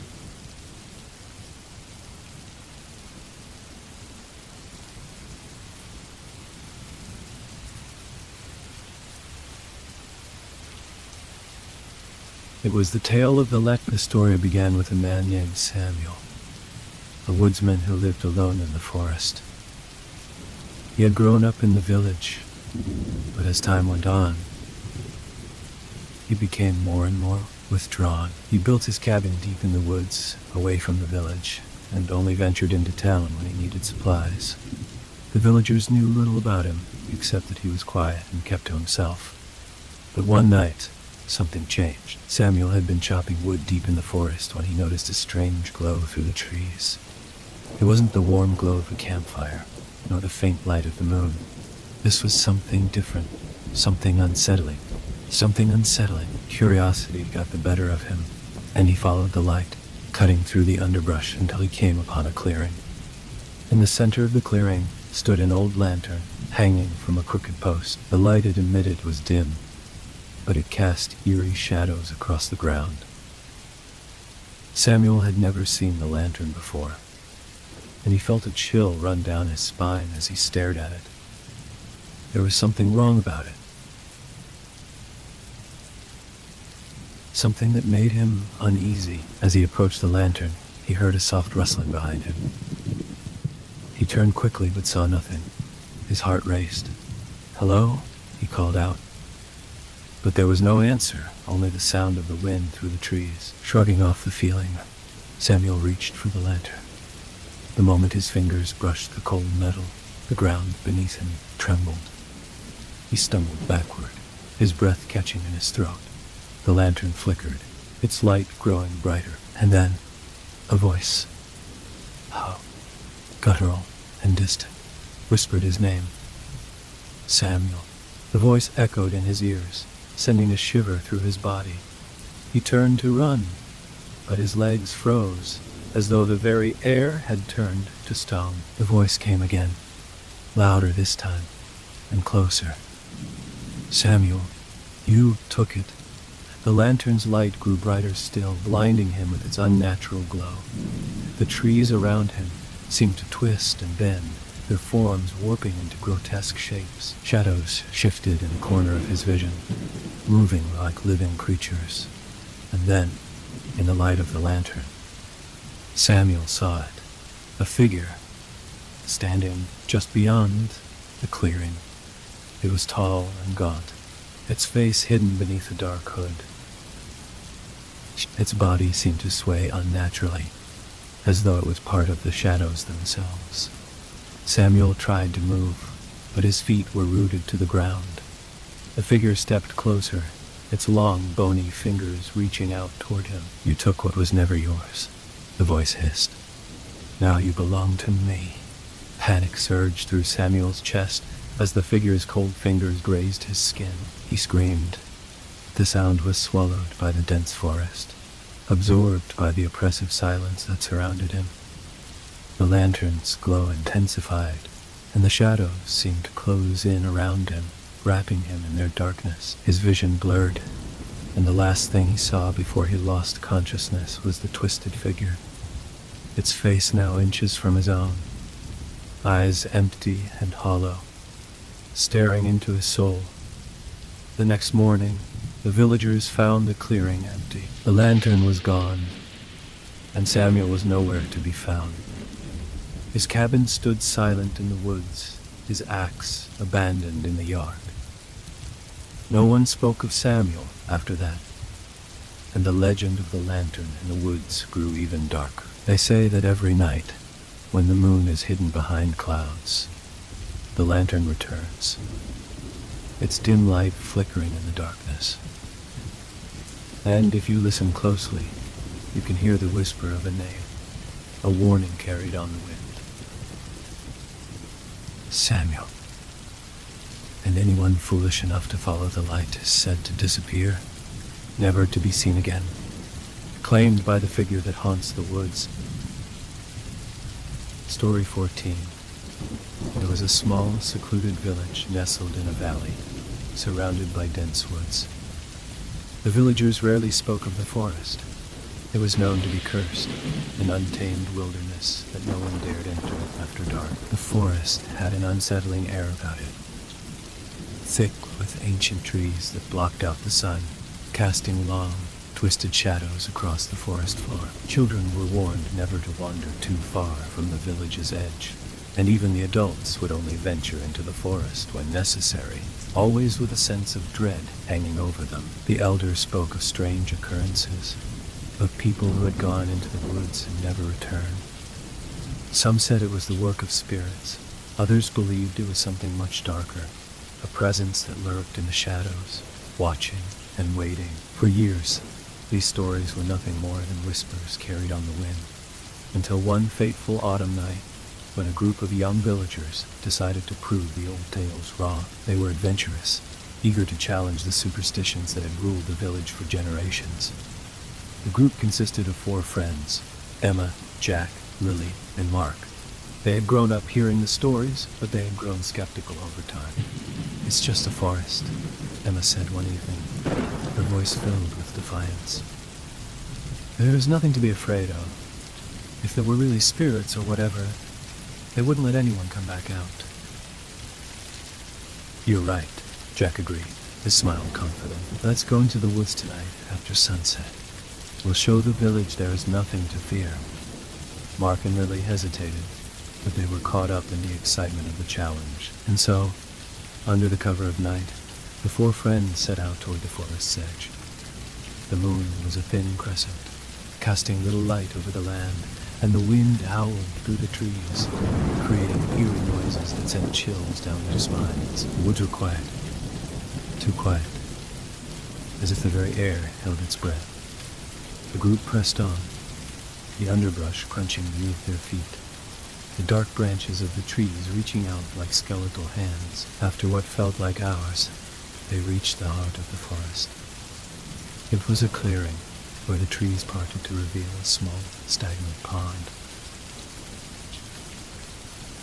The moonlight barely touched the surface, and the water was still, reflecting the darkness above. It was here that the group decided to take a break. They sat on the ground, trying to laugh off the nervous tension that hung in the air. But the longer they stayed, the more unsettled they became. There was something wrong about the place, a palpable sense of unease that they couldn't shake. "Let's head back," Lily said, her voice barely above a whisper. But just as they were about to rise, a strange sound echoed through the clearing. It was faint at first, like the soft rustling of leaves in the wind. Then it grew louder, more distinct. It sounded like footsteps. Slow, deliberate footsteps moving through the underbrush. The group went still, their hearts pounding in their chests. "Who's there?" Mark called out, his voice shaking. There was no answer, just the sound of the footsteps growing closer. Emma stood up, trying to peer through the trees, but the darkness was thick, impenetrable. "It's just an animal," she said, trying to reassure herself, but even she could hear the uncertainty in her voice. And then, from the shadows, they saw it. Eyes. 2 glowing amber eyes peering out from behind a tree. They were wide and unblinking, fixed on the group with an intensity that sent a jolt of terror through their bodies. "What is that?" Jack whispered, stepping back. The eyes didn't move, but the air around them grew colder, as if the very presence of whatever watched them was draining the warmth from the world. Slowly, the eyes disappeared into the darkness, leaving the group breathless. The footsteps had stopped, but the air was thick with the feeling of being watched. "We need to leave now," Mark said urgently. Without another word, the 4 of them turned to run, but as they moved, the footsteps returned, closer this time, as if something was following them, just out of sight. The forest seemed to close in around them, the trees shifting and swaying as if they were alive. Every rustle of the leaves, every snap of a twig underfoot felt like it was getting closer, as if something was chasing them. They pushed through the dense underbrush, not daring to look back. But when they reached the clearing again, something was wrong. The pond, once still and dark, was now swirling with movement. Something was stirring beneath the surface. Something large. Something that shouldn't be there. They backed away, fear surging through their veins. But just as they turned to leave, the creature emerged from the water. It was tall and thin, its skin a sickly gray dripping with water as it stepped onto the shore. Its body was twisted, long limbs stretching out unnaturally, and its face, if it could be called a face, was featureless, except for the wide, glowing eyes. The creature tilted its head, as if studying them, its gaze unwavering. Emma screamed, and the group ran once more, their legs burning with exhaustion. But no matter how fast they ran, the creature's footsteps echoed behind them, growing louder and closer. It was relentless. And then, when they thought they couldn't run any longer, they reached the village edge. The creature stopped at the forest's edge, its eyes still fixed on them. For a long moment, the group stood frozen, panting, staring at the thing that had followed them. Then, without warning, it turned and disappeared back into the darkness of the trees. The village was just ahead, its lights flickering in the distance, but none of them dared look back. They made it back to the safety of the village that night, but none of them spoke of what they had seen. They couldn't. The terror that gripped them was too great, too fresh. And so, the tale of the creature in the forest remained their secret, a secret that they carried with them for the rest of their lives. But the eyes, those glowing eyes, haunted them. They knew that whatever it was still out there, waiting. Story 15. In a forgotten corner of the world, tucked away between steep hills and dense fog, there stood a small, crumbling cemetery. The locals spoke of it in hushed tones, avoiding its name its gate, and its graves. It was known as Greystone Cemetery, a place that was once prosperous but had long since been abandoned. Over the years, the tombstones had worn down, their inscriptions nearly erased by time and the elements. Vines crept up the stone markers, and the wrought iron gate was rusted and half-bent, as if something had been trying to break free from within. The villagers never dared venture near it, for they knew the stories. The stories of the cries that echoed from the cemetery at night. The stories of the restless souls who refused to stay buried. "Don't go near Greystone after dark," the elders would say. "It's cursed, full of souls that call to you when the moon is high." No one ever really knew who the souls were, nor why they cried, but it was enough to keep people away. That is, until Simon came to town. Simon was a curious young man, an outsider who had heard the whispers but was never one to believe in superstitions. He had grown up in a bustling city, far from any ghost stories or eerie legends. When he arrived in the village, he was immediately drawn to the mystery of Greystone Cemetery. He couldn't resist. One evening, after the sun had dipped below the horizon and the village had settled into its quiet routine, Simon decided to visit the cemetery. He was determined to see for himself if the stories were true. Armed with nothing more than a flashlight and a sense of adventure, he made his way through the village and toward the cemetery. The fog had rolled in thick that night, swirling around his feet like a living thing, and the air was damp and heavy with the smell of decay. As he approached the cemetery gate, the hairs on the back of his neck stood up. The feeling of being watched was overwhelming, but he shook it off, telling himself it was just nerves. He pushed open the gate, the rusty hinges groaning in protest. The cemetery was silent, save for the distant calls of owls and the soft rustle of the trees. The moon was a thin crescent, casting weak light over the scene, but the fog obscured much of the view. He began walking through the graveyard, shining his flashlight on the forgotten tombstones, reading the faded inscriptions, none of which were legible. As he walked deeper into the cemetery, the temperature seemed to drop, the air growing colder with each step. The silence was suffocating, and Simon couldn't shake the feeling that something was wrong, that he wasn't alone. Suddenly, the air grew heavy, and a soft, almost imperceptible sound reached his ears. It was faint at first, like a distant moan, but as he continued to walk, the sound grew louder, more distinct. It was a cry, a mournful wail that seemed to come from deep within the earth. Simon froze. His heart pounded in his chest as the cry grew louder still, more desperate. It was coming from the farthest corner of the cemetery, near a tall, weathered tombstone that seemed out of place, as if it had been erected long after the others. He walked toward it, drawn by the sound, though every instinct told him to turn and run. As he approached, the cry became clearer, more human. It was the sound of someone in pain, calling for help. He shone his flashlight on the tombstone, revealing its name, Eleanor Greystone. A chill ran down his spine.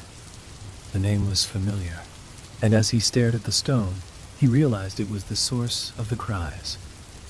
They were coming from the grave itself. Simon fell to his knees, his mind racing. The stories had been true. The soul of Eleanor Greystone, the woman who had once been the village's most beloved, had never found peace. But why? What had happened to her? The cries grew louder, more urgent. "Help me," the voice whispered through the fog, though no one was there. Simon's hands trembled as he reached out to touch the cold stone. He felt the ground beneath him tremble. And then, the air went still, but then, as if from nowhere, a figure appeared, standing at the edge of the grave. It was a woman, dressed in a long, tattered gown, her face hidden in shadow. She looked as if she had been dug up from the earth itself, her hair tangled and matted, her skin pale and decayed. The only thing that remained of her humanity were her eyes, wide, unblinking, filled with desperation. She stepped forward, her movements slow and deliberate, as if the very act of moving cost her great effort. "Help me," she whispered again, her voice cracking like dry earth. Simon felt his throat tighten, but he couldn't tear his gaze away. The woman's eyes bore into him, her presence suffocating, her pain palpable. "Please," she begged. "I cannot rest until they are found." The ground beneath Simon began to shift, and before he could react, the earth cracked open. A deep, hollow sound echoed from beneath the grave, and with it, the sound of something heavy being dragged. The woman took another step closer, her hand reaching out toward him, her fingers twisted and sharp like claws. "Help me," she repeated, her voice rising to a frantic pitch. "Help me find them." Simon scrambled backward, his heart racing as the earth continued to crack, as if something ancient and dark was waking beneath the tombstone. He turned and ran, not looking back, his feet pounding the ground as the cry of the woman echoed in his ears. The cemetery seemed to stretch on forever, the fog thickening, obscuring his path. But he couldn't stop. He had to get out. When he finally emerged from the gates, breathless and terrified, he dared not look back. The cries had stopped, but the feeling of being followed lingered, like something was watching him from the shadows. The next morning, Simon went back to the village, but the cemetery was gone. It was as if it had never existed at all. No one remembered it, and when he asked about it, the villagers only gave him strange, knowing looks. Simon would never return to Greystone Cemetery, but sometimes, late at night, when the wind howled through the trees, he could still hear the faint cries, whispers of a woman searching for something lost, forever trapped between this world and the next. Story 16. At the edge of a sleepy town stood an old mansion, abandoned for decades. The locals avoided it, whispering of its cursed history and the strange occurrences that surrounded it. No one dared enter the mansion's gates, for it was said to be watched by unseen eyes, eyes that never blinked, eyes that followed anyone who ventured too close. The story began long ago, when the mansion was the grandest in town. It was owned by the Whitmore family, wealthy and respected, but their happiness was marred by tragedy. The youngest of the family, a boy named Edward, vanished one stormy night, his disappearance a mystery that remained unsolved for years. The search for Edward ended when his body was found deep in the woods, far from home. But something was wrong. The boy's eyes had been removed, and there were strange markings on the walls of his last resting place, as if something had been trying to claw its way out of the earth. The townsfolk were horrified, but no one could explain what had happened. The Whitmore family, broken by the loss of their son, soon left the mansion, and over time, it fell into ruin. The mansion's windows were always covered in grime, but there was one that remained clear, always reflecting the image of a pair of empty, unblinking eyes. No matter the time of day, the eyes would appear, gazing out into the distance, as if waiting for something, or someone. Over the years, many people tried to investigate the mansion, but none of them returned. Some said they had been swallowed by the dark. Others claimed to have heard the sound of footsteps and whispers in the dead of night, but no one ever got close enough to confirm the truth. One evening, a young woman named Lily, new to town and intrigued by the stories, decided she would uncover the mansion's secrets. Armed with a flashlight and a notebook, she ventured toward the mansion after nightfall, determined to find out what had happened to Edward and his family. As she stepped onto the grounds, the air grew colder, and the wind seemed to howl, but there was no sign of life. The mansion loomed in front of her, its dark silhouette like a monstrous figure against the backdrop of the night sky. Lily approached the front door, her heart pounding, but as she reached for the doorknob, the door creaked open by itself, as if inviting her in. Reluctantly, she stepped inside. The house was dark, the air thick with dust, and the floorboards groaned under her weight. The mansion was a labyrinth of dark hallways and empty rooms, but Lily continued her search, hoping to find answers. She wandered through the house, her flashlight flickering and casting eerie shadows on the walls. In one room, she found a dusty old mirror, cracked down the center, and as she looked into it, she saw something move behind her. Startled, she spun around, but there was nothing there. Nothing except the silence that seemed to fill every corner of the house. As she continued to explore, she found an old portrait of the Whitmore family hanging on the wall. The image was faded, but the eyes of the people in the painting were unsettling. Empty, hollow, as if they were staring right at her. She felt a shiver run down her spine. Suddenly, she heard something, a whisper, faint but clear, coming from the hallway behind her. She turned, but no one was there. The whisper grew louder, more urgent, and as she followed the sound, she found herself standing in front of the door at the end of the hall. The door was slightly ajar, and the whisper seemed to be coming from inside. Hesitantly, she pushed the door open. Inside was a small room, and in the center was a dusty old chair facing the wall. As Lily stepped inside, the whisper stopped. She felt a cold chill run through her, and as she turned to leave, she saw them. The eyes. At first, they were faint, like reflections in the glass, but as her eyes adjusted, she realized they were real. Two empty, lifeless eyes staring at her from the shadows of the room. Lily froze, her blood running cold. She reached for the door, but it slammed shut in front of her. The eyes in the room seemed to blink. And then, with a slow, deliberate movement, the figure in the corner stood up. It was a tall, thin shape, shrouded in darkness, but Lily could make out its face, a pale, gaunt face with hollow eyes and a twisted smile. She stumbled backward, heart racing, but the figure moved closer, its footsteps echoing through the room. "You should not have come here," it whispered, its voice cold and hollow. "He is waiting." Lily's mind raced, and she turned to flee, but the door wouldn't budge. The figure in the corner stepped forward, and as it did, the walls around her seemed to close in, the darkness thickening. The whisper came again, this time louder. "He is watching." Lily could feel the weight of the eyes, pressing down on her, suffocating her. The figure reached out, its long, bony fingers brushing against her cheek. In that moment, Lily realized that the eyes had never been watching from the outside. They were inside the house, inside the walls, inside the very air.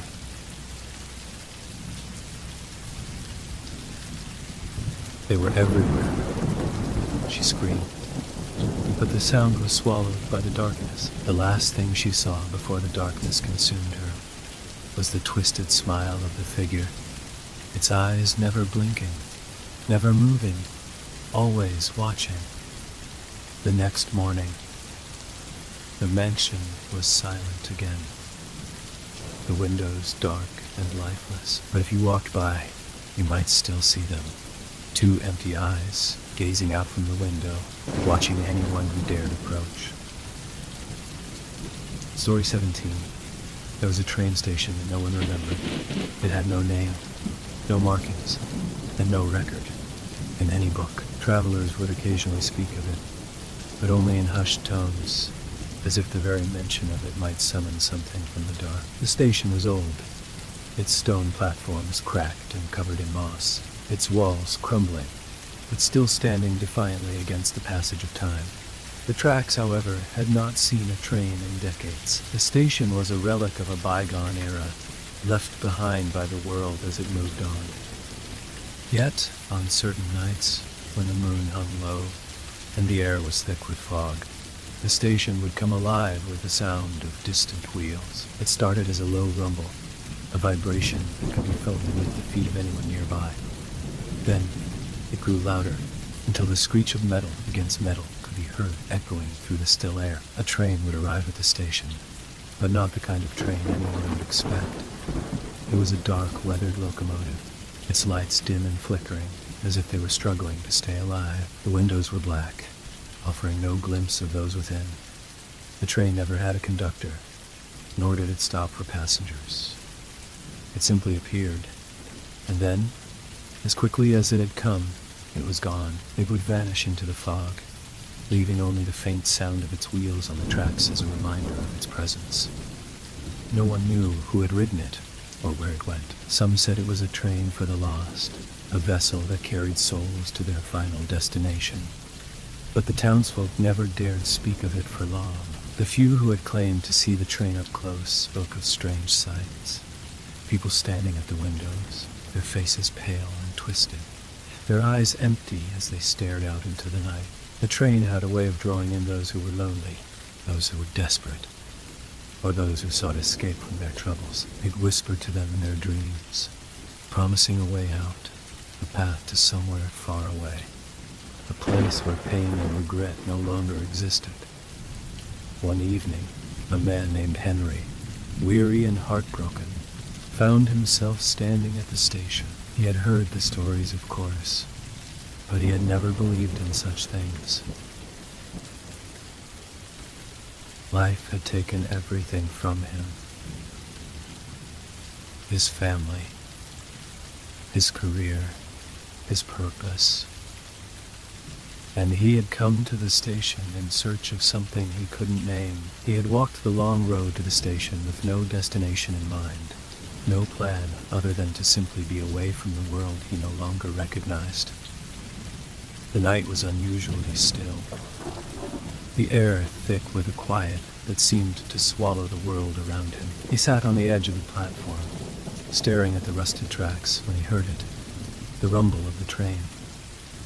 At first it was a faint sound, like thunder rolling in the distance, but it quickly grew louder until the ground beneath his feet trembled. Henry stood up, his heart racing. He turned toward the tracks, his breath catching in his throat. There, emerging from the fog, was the train. It was just as the townsfolk had described, dark, ancient, its lights flickering like dying embers. It slowed as it approached the platform, its brakes screeching as it came to a stop. Henry didn't know why, but he felt drawn to it, compelled to board. The doors of the train opened with a creak, as if welcoming him inside. The air around him grew colder, and the fog thickened, wrapping him in its embrace.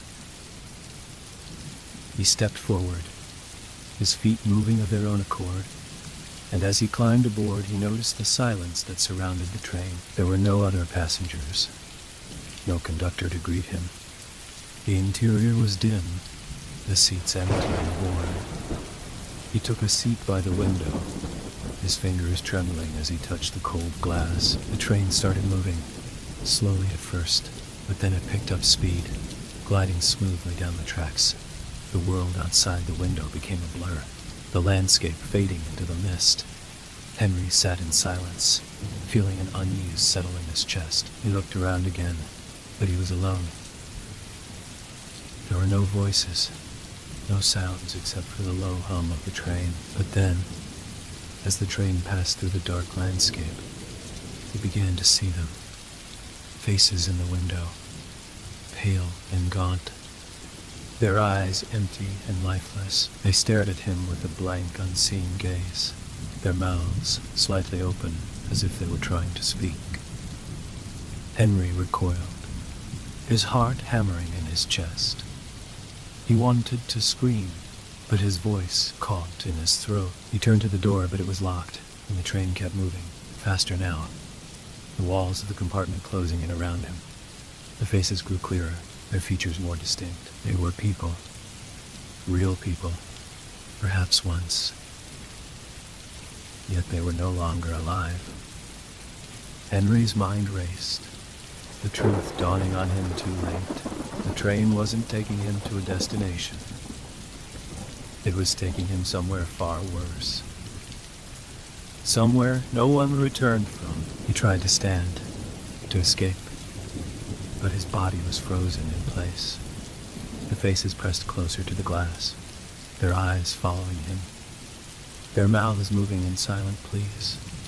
Henry wanted to look away, but he couldn't. As the train hurtled through the darkness, he realized with horror that the faces were not just in the windows. They were all around him, closing in, filling the space with their presence. Their cold breath washed over him, their touch like ice on his skin. The train began to slow, and Henry's heart sank.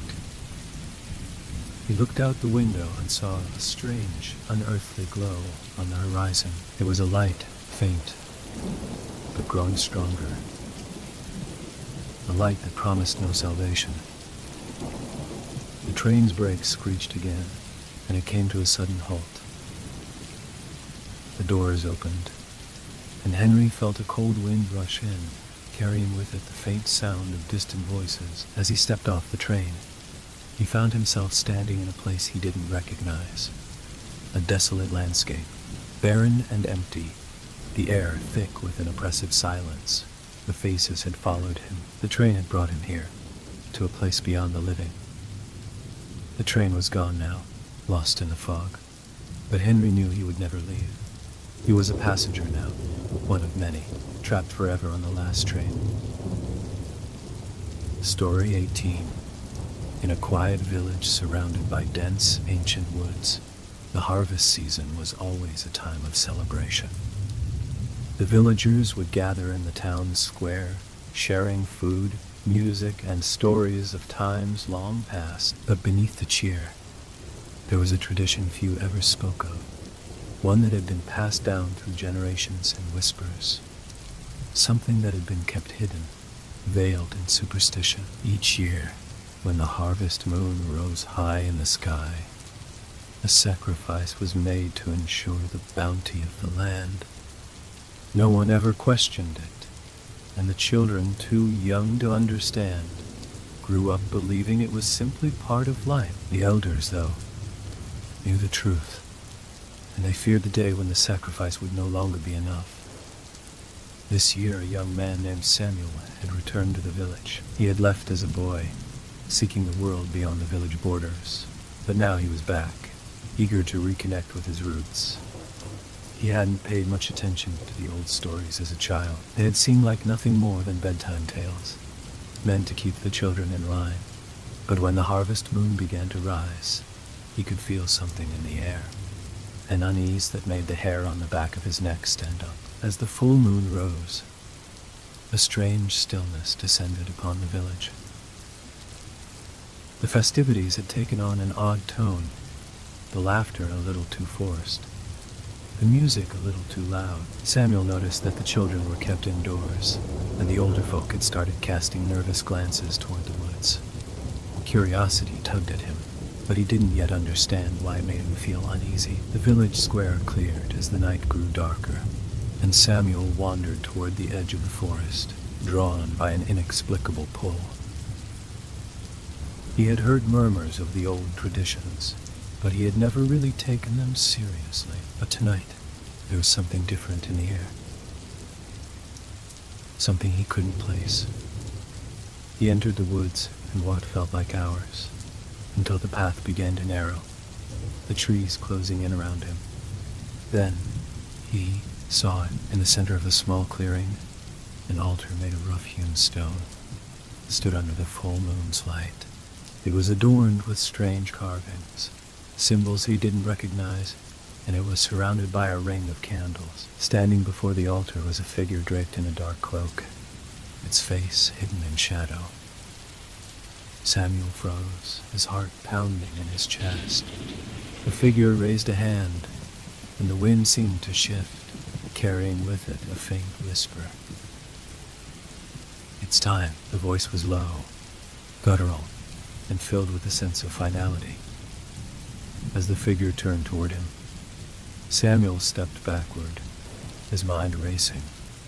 The words echoed in his mind, the stories his grandmother had told him as a child.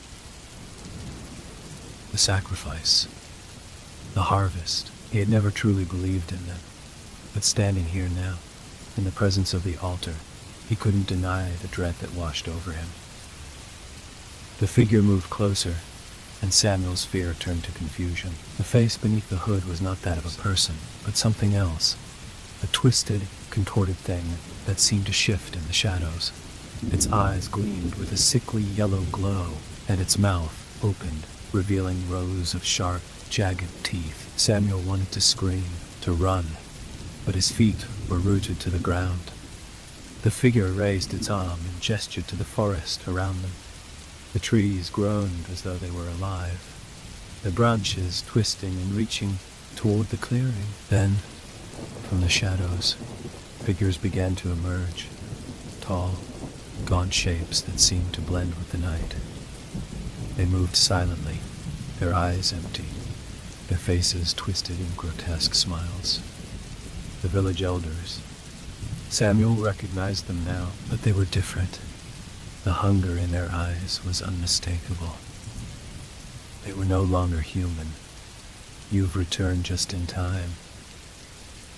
The figure in the cloak said, its voice like gravel being ground underfoot.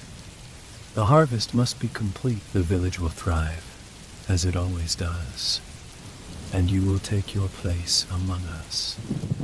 Samuel's pulse raced. He tried to speak, but no words came. The figures gathered around him, their hands reaching for him, their cold fingers brushing against his skin. "No!" Samuel cried, his voice breaking through the silence. He pushed against the creatures, trying to escape, but their grip was unyielding. The figure in the cloak stepped forward, its grin widening. "The land has claimed its due," it whispered, its voice like a low hum in his ear. "And now, so will you." In a flash, Samuel was pulled toward the altar. The ground beneath him shifted, the earth breaking open, revealing a dark, gaping hole that seemed to stretch into infinity. The figures raised their arms, chanting in a language he didn't understand, their voices blending together in a haunting melody. Samuel's vision blurred, and he could feel his strength waning. His body trembled, his heart racing, as the darkness crept closer.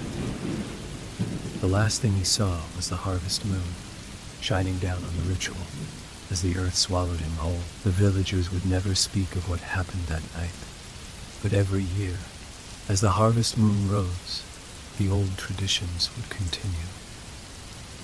The land would claim its due, and the village would thrive, as it always had. But for those who wandered too far into the woods, there was no return. Story 19.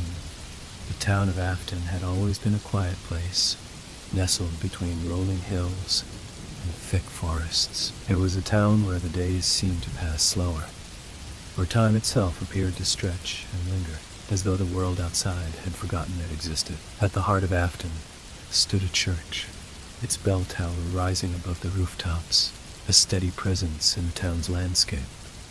The bell had been there for as long as anyone could remember, ringing at dawn, noon, and dusk, its deep tolls marking the passage of time. It was an integral part of life in Afton, a symbol of stability, of faith, of continuity. Of faith, of continuity. But one autumn evening, the bell cracked.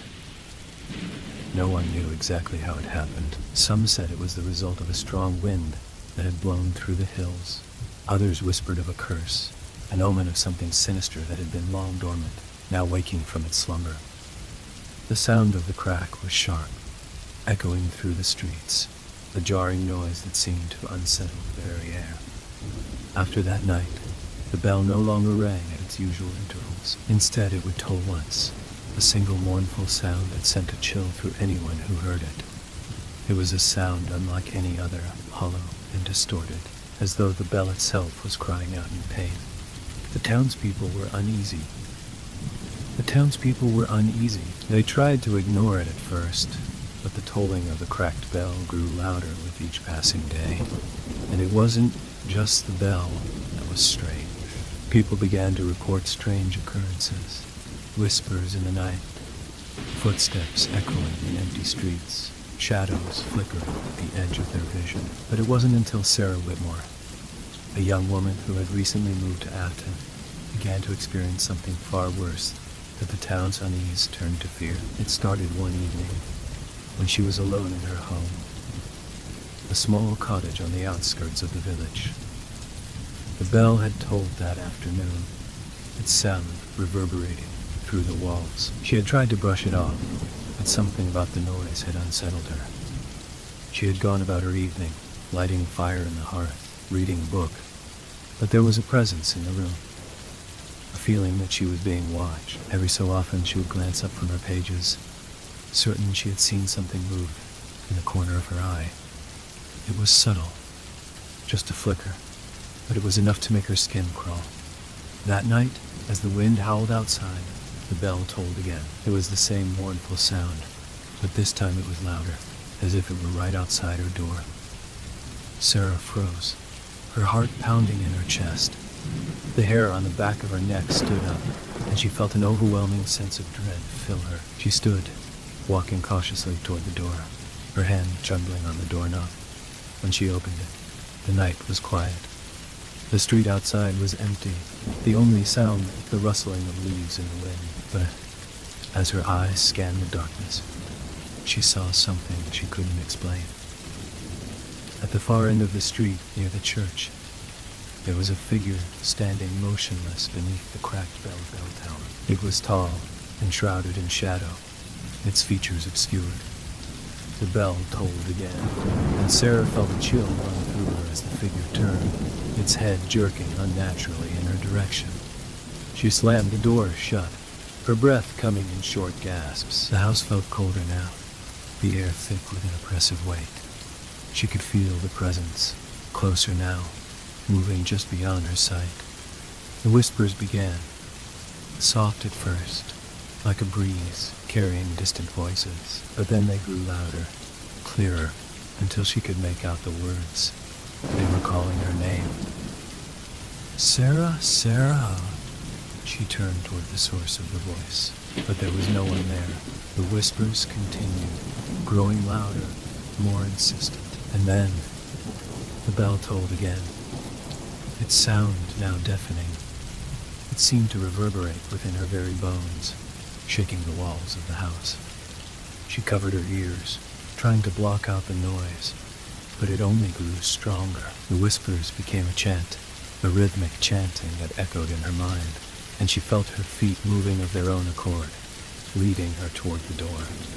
She tried to resist, but her body was no longer her own. Her legs moved as though they had a will of their own, carrying her toward the church. The night seemed to stretch around her, the streets long and empty, the shadows stretching unnaturally. The figure was there again, standing beneath the bell tower, waiting for her. As she drew closer, she could see it more clearly. It was a man, or at least it had once been. His face was gaunt, his eyes wide and empty, his skin pale and stretched tight over his bones. His mouth moved, but no sound came out. The bell tolled one final time, a sound that made the ground tremble beneath her feet, and then the figure stepped forward, its face cracking open in a grotesque grin. "You've come," it whispered, its voice like the scraping of nails on stone. "The bell has called you, Sarah. You belong to the bell now." With that, the figure reached out, and Sarah screamed. The last thing she heard was the bell ringing, louder than ever before, and the whispers that filled the air around her. The next morning, Sarah was gone. Her cottage was empty, the door wide open, but the bell tolled once more, a single mournful sound that sent a chill through the streets of Afton. And as the people went about their day, they noticed that the cracks in the bell were a little wider now, a little deeper, and no one dared to speak of it again, for they knew that the bell would call again, and when it did, someone else would answer. Story 20. The coastal town of Wren's Bay had always been a place of quiet, eerie beauty. Nestled along jagged cliffs and surrounded by the endless roar of the ocean, it was a place few ever wanted to leave. The town was known for its old lighthouse, a towering structure perched on the edge of the cliffs, its light cutting through the fog to guide ships safely into the harbor. But there was something about the lighthouse that unnerved the townspeople. It wasn't just its age or its imposing presence. It was the stories that surrounded it. The lighthouse had been built generations ago by a man named Thomas Wren, who had disappeared one stormy night. No one ever found out what happened to him, but it was said that he had been obsessed with the sea, a man tormented by something deep in the waters. After his disappearance, the lighthouse was kept operational by his widow, Eleanor Wren, who continued to live in the small cottage beside it, alone and distant from the rest of the town.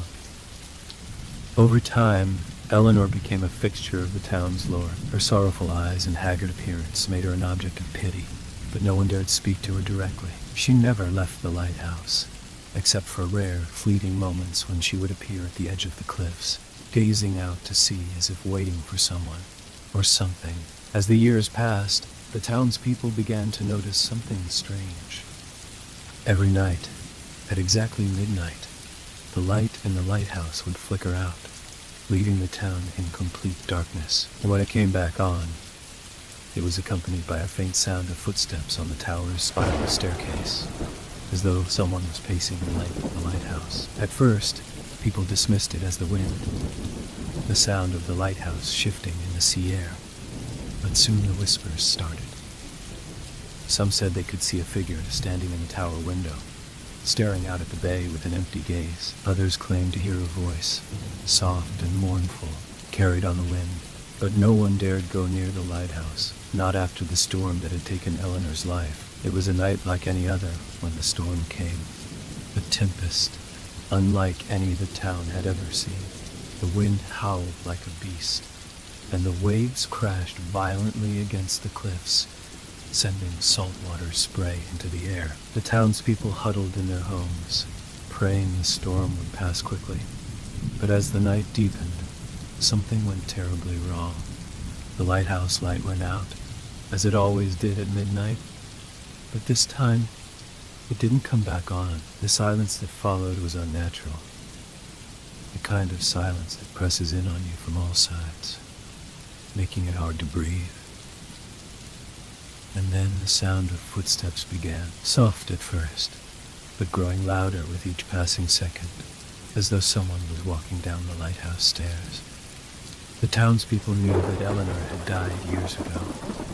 There was no one left to walk the tower, to tend to the light. But still, the footsteps echoed through the storm. One by one, people ventured closer to the lighthouse, drawn by the eerie sound. And when they reached the base, they saw something they couldn't explain. The door was ajar, swaying in the wind, as though someone had just passed through it. The storm raged around them, but inside the lighthouse, there was a strange calm. They stepped inside. The air was thick, cold and damp, as though the very walls were holding something back. The light was gone, but the lanterns still hung from the ceiling, covered in dust, untouched for years. The footsteps continued, growing louder, echoing around them in the empty tower. The group slowly ascended the spiral staircase, their breaths shallow, their hearts racing. When they reached the top, they saw her. Eleanor Wren stood before them, her pale, lifeless eyes fixed on the sea, as though she was waiting for someone. Her face was gaunt, her clothes tattered, but it was the expression in her eyes that struck them the most, an emptiness that seemed to stretch beyond the horizon. The sound of the storm outside was drowned out by the eerie, unnatural silence of the tower. One of the townspeople, a brave soul named Isaac, took a step forward, his voice trembling. Mrs. Wren. Her head slowly turned, her eyes meeting his, but there was no recognition in them, only a cold, hollow stare. And then she spoke. He's waiting. Her voice was barely a whisper carried by the wind. He's still waiting for me. Isaac's stomach churned as he stepped back, fear creeping up his spine. Who? He asked, his voice shaking. Eleanor's lips curled into a thin, eerie smile, but she didn't answer. Instead, she turned back toward the sea, her figure growing fainter, as though she were fading into the mist. The townspeople stood frozen in place, unsure of what to do, but before they could react, the light in the lighthouse flickered to life, casting a dim, ghostly glow over the bay. The footsteps on the stairs stopped, and then, just as quickly as she had appeared, Eleanor vanished, leaving only the faintest trace of her presence in the air. The storm subsided, the wind died down, and the light of the lighthouse burned bright once more. But the town was never the same. The lighthouse continued to shine its light each night, guiding ships safely into the bay. But no one ventured near it anymore. The town of Wren's Bay became a place of quiet sorrow, a town haunted by the memory of Eleanor Wren, the widow who waited for someone to return. And on nights when the wind howled just right, the people would swear they could hear footsteps on the lighthouse stairs, but no one dared go up to see who walked them. Story 21. There was a forest near the village of Crowsfield that the locals called the Echoing Wood. It was a dark, dense expanse of trees, tangled underbrush, and ancient, gnarled roots that seemed to reach up from the earth like twisted hands.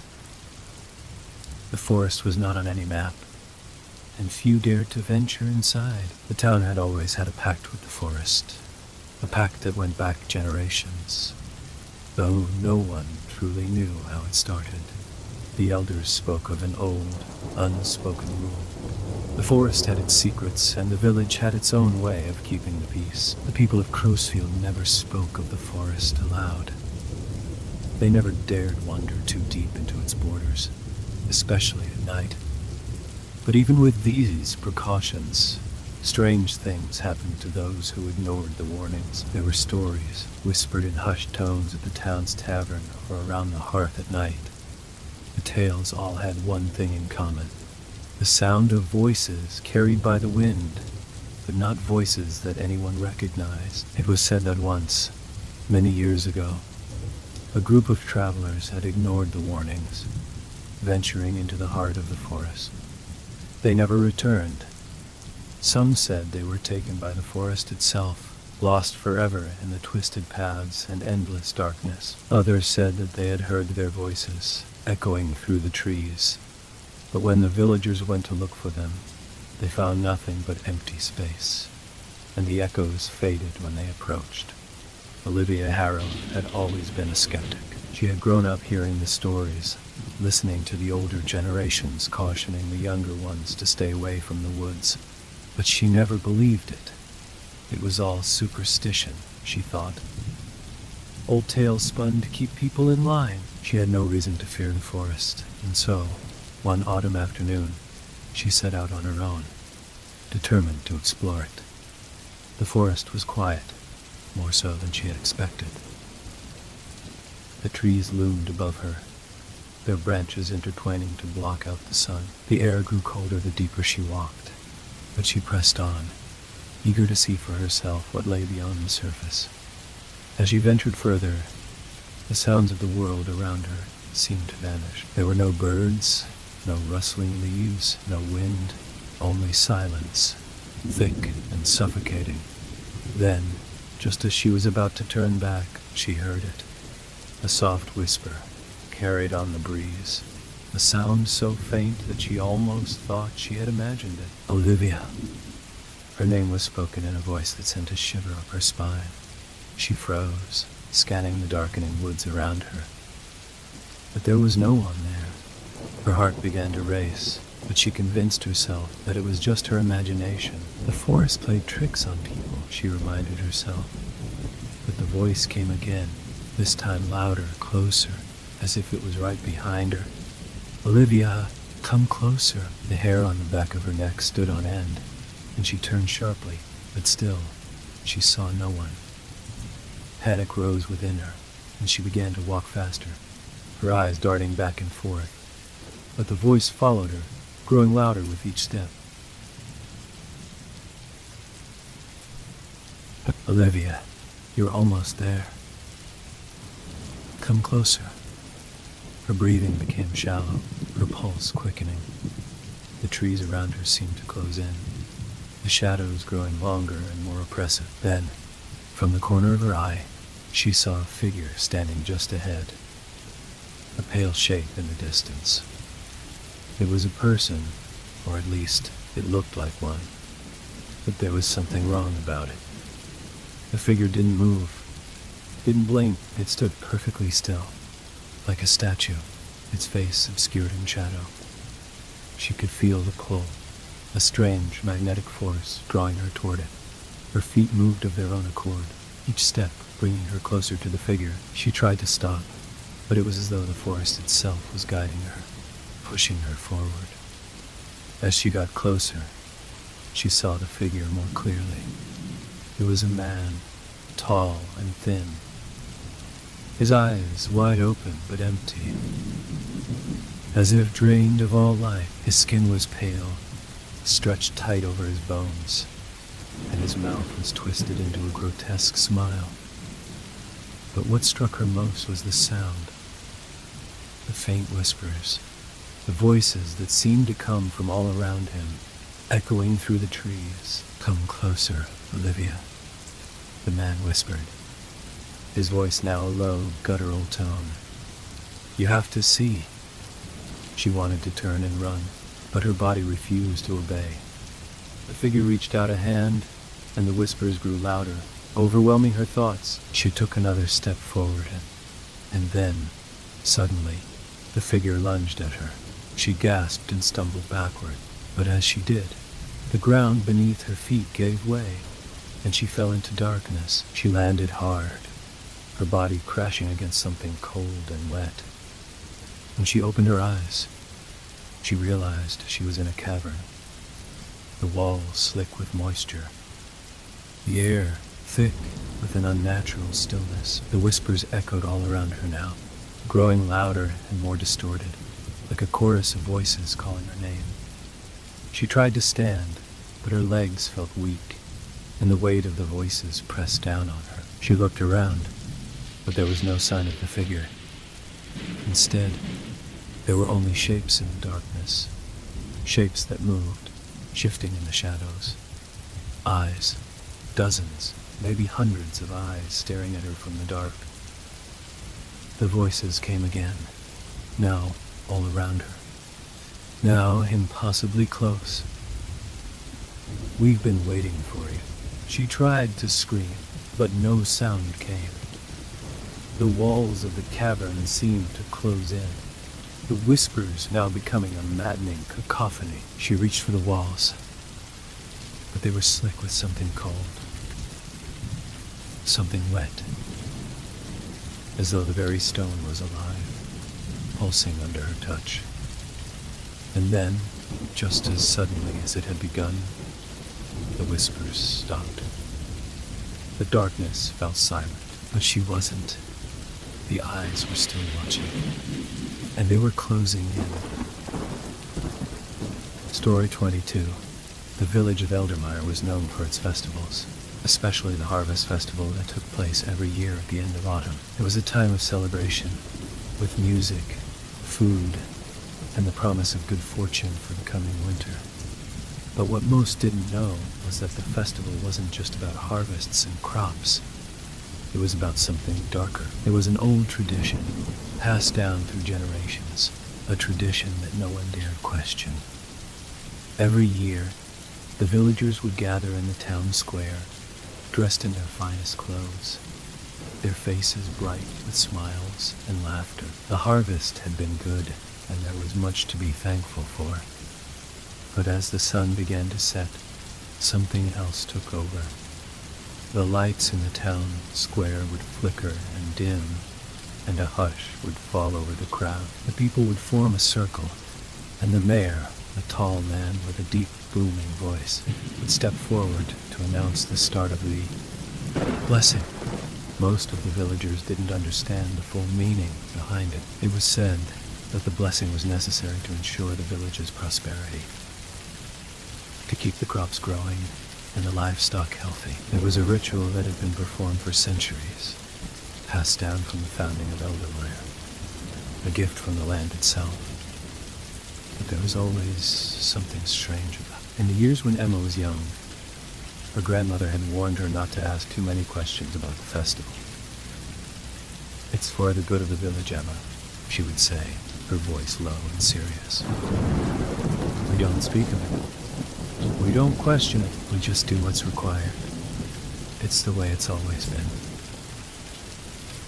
Emma had never thought much of it, but this year, as the festival drew near, she couldn't shake the feeling that something wasn't right. The atmosphere in the village felt different, thicker somehow,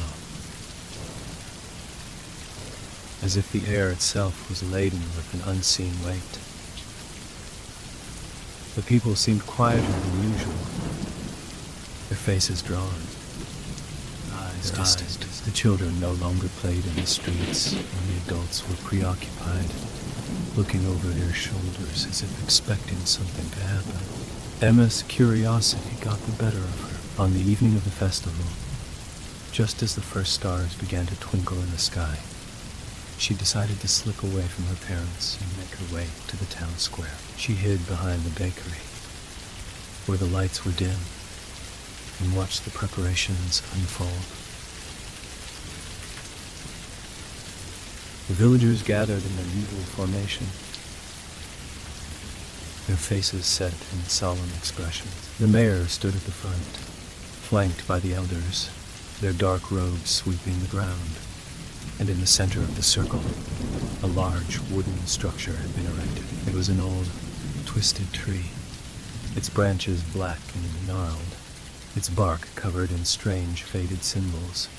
Emma's heart pounded in her chest as she watched. She didn't know what to expect, but she could feel something building in the air, something wrong, something that made her skin crawl. As the mayor began speaking in an ancient, forgotten language, the crowd fell silent, their eyes fixed on the tree. The air grew colder, the wind picking up and howling through the streets. Emma took a step forward, her feet moving on their own accord, drawn toward the ritual. She tried to stop herself, but something urged her on, something that felt like an unspoken command. The mayor's voice grew louder, and the earth beneath Emma's feet began to tremble. The wind shifted, and the tree seemed to groan, as though it were alive. Emma's breath caught in her throat as the first of the villagers stepped forward. They knelt before the tree, their hands raised in reverence, and then they were lifted, one by one, by the dark shadows that swirled around the tree. It was a strange sight. No one made a sound as the villagers were slowly drawn into the branches of the twisted tree, their bodies vanishing into the dark void of its bark. Emma watched in horror as one by one the villagers disappeared, swallowed whole by the ancient tree. But it wasn't until her grandmother appeared that Emma truly understood the price of the blessing. Her grandmother, her face pale and drawn, her eyes empty, stepped forward, her steps slow and deliberate. "Grandma, no," Emma cried out, but her voice was drowned by the howling wind. Her grandmother didn't look at her. She simply raised her hands, as if in prayer, and was pulled into the tree like the others. It happened so quickly, so silently, that Emma could hardly comprehend it. In the blink of an eye, the circle had emptied. The villagers were gone, absorbed by the tree, leaving only the wind and the echo of their absence. The mayor stepped forward, his face twisted into a cruel grin. "The harvest will be good this year," he said, his voice low and satisfied. "The blessing has been made." Emma's heart raced, and her body shook with fear. The tree, now fully grown and alive with some ancient energy, seemed to pulse with a dark, malevolent force. She turned to run, but her legs wouldn't move. She was rooted to the spot, her body trembling as the wind continued to howl around her. The last thing she heard before everything went black was the whisper of her grandmother's voice, faint and distant. "You must never question the harvest." When Emma woke, the village was silent. The streets were empty, the houses abandoned, as if the entire town had been erased from existence. The harvest festival had come and gone, but no one was left to remember it. She was the only one. She was the only one who had seen the price of the blessing. And now, she would have to live with it. Every year, the harvest festival would come again, and Emma would be there, waiting, her heart heavy with the knowledge of what must be done. But this time, she would not be a spectator. She would play her part. Story 23. In the town of Hollowbrook, there was a lake that everyone avoided. It was known as Blackwater Lake, named for its deep, dark waters that seemed to swallow all light. The townsfolk had their reasons for steering clear of it. There were old stories passed down through generations about strange lights seen beneath the surface of the lake, flickering like distant stars, but no one had ever dared to investigate. No one except for Lily. Lily had always been different. Ever since she was a little girl, she had been drawn to the lake, its still waters calling to her in a way that no one else could understand. The stories didn't scare her. They only made her more curious. She wanted to know what was beneath the surface, what secret the lake held that made the town so fearful. One evening, as the sun began to set, and the shadows grew long, Lily set out toward Blackwater Lake. The path to the water's edge was overgrown, the tall grass brushing against her legs as she walked.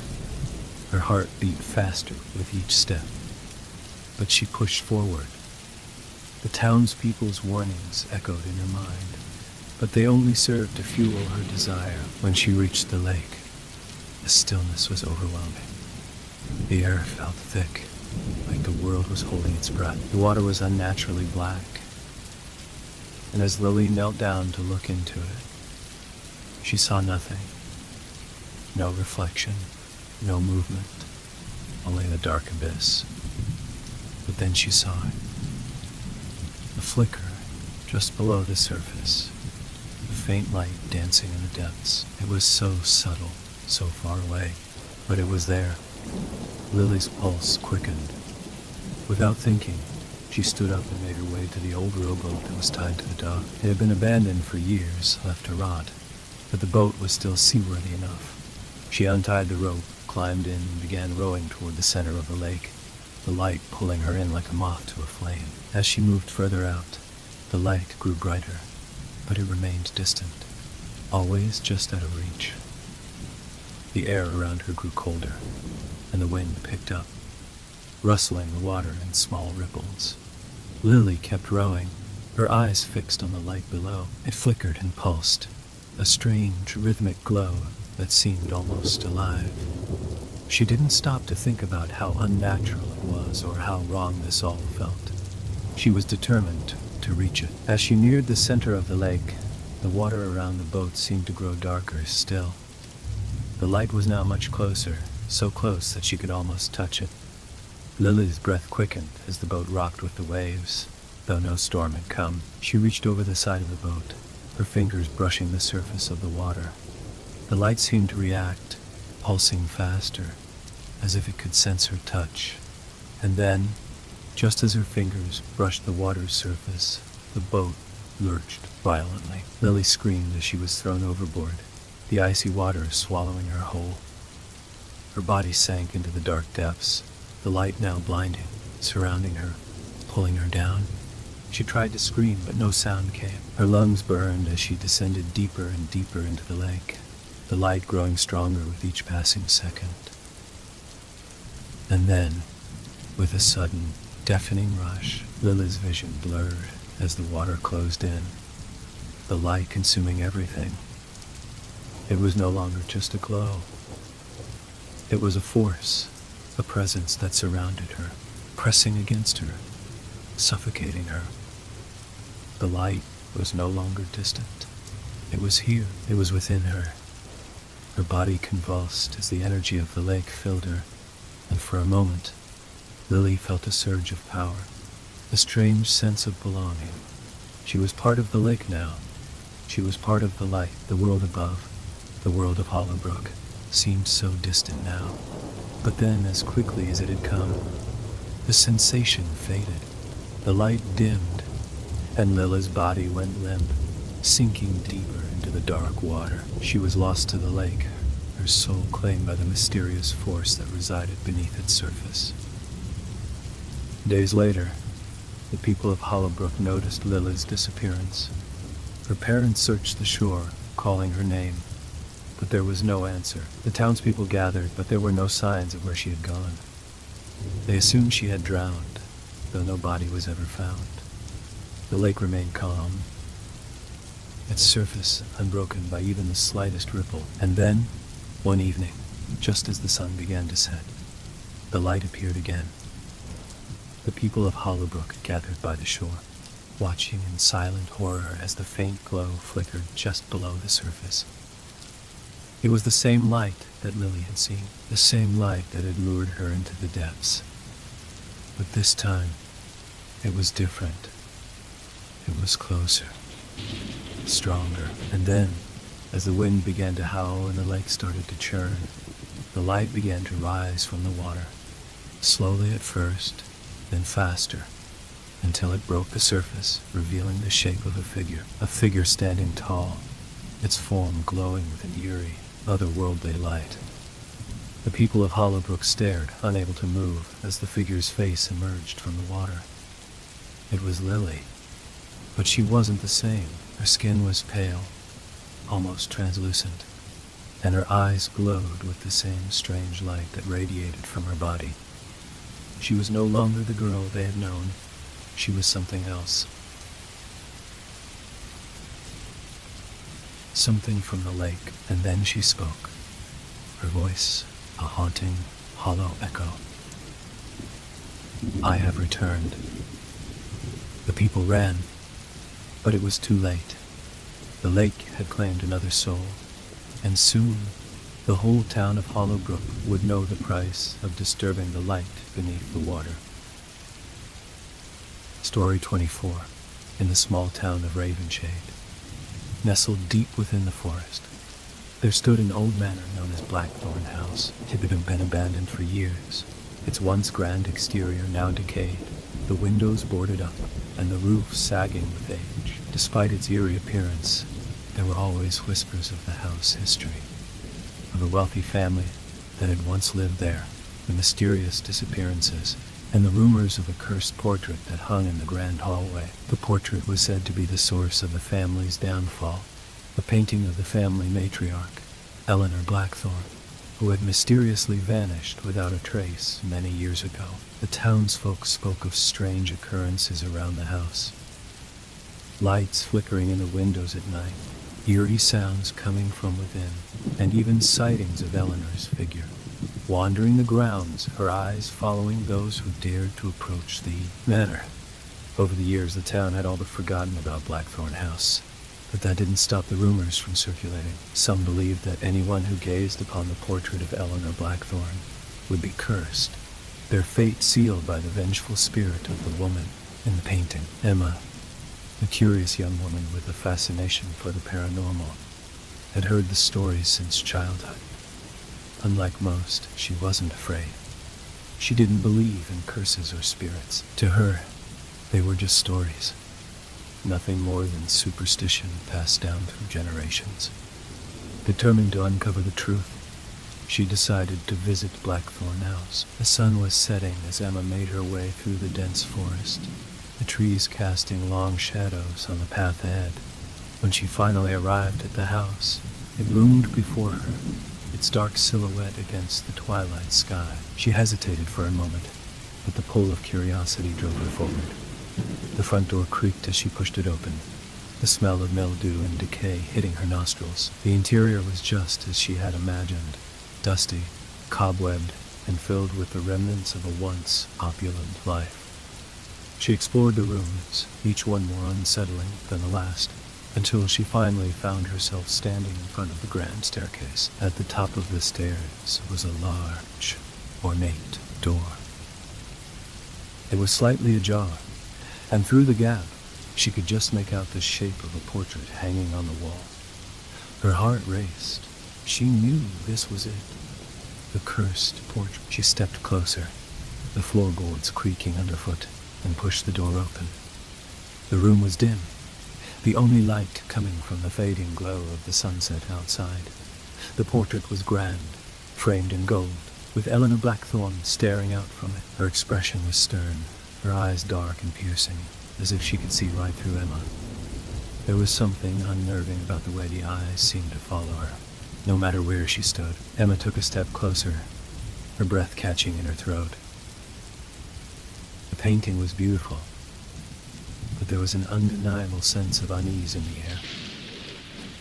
She reached out to touch the frame, and the instant her fingers made contact, a chill ran through her body. It was as if the temperature in the room had dropped, and the air grew thick with an oppressive weight. The house seemed to groan, the walls creaking as if they were alive. She jerked her hand back, startled by the sensation. A whisper echoed through the room, soft at first, then louder, until it filled the space. "Leave this place." Emma spun around, but the room was empty. She was alone. Her breath came in shallow gasps, and she felt a wave of panic wash over her. She had to leave, but something kept her rooted to the spot. The voice, Eleanor's voice, was soft but insistent. "Leave this place before it's too late." Emma backed away from the portrait, her mind racing. She knew she should go, but her curiosity was overwhelming. What was it about the portrait? Why had the family been cursed? As she turned to leave, she heard the sound of footsteps behind her. She whipped around, but there was no one there. The room was still, the air heavy and cold. And then, in the corner of her eye, she saw it. A shadow, moving, shifting, as if something was materializing out of the darkness. Emma froze, her heart pounding in her chest. The shadow took shape, slowly becoming more defined, until it was unmistakable. Eleanor Blackthorne, standing in the doorway, her eyes glowing with an unnatural light. Her face was gaunt, her skin pale, and stretched tight over her bones. Her long, dark hair cascaded down her shoulders, and her lips curled into a twisted smile. Emma's blood ran cold. "You should have left when you had the chance." Eleanor's voice rasped. "Now you're mine." Before Emma could react, the room seemed to tilt, the walls closing in around her. The portrait on the wall began to move, the painted figure of Eleanor coming to life, her hand reaching out toward Emma. The air grew thick, suffocating, as if the very room was alive, feeding off her fear. Emma screamed, but no sound came.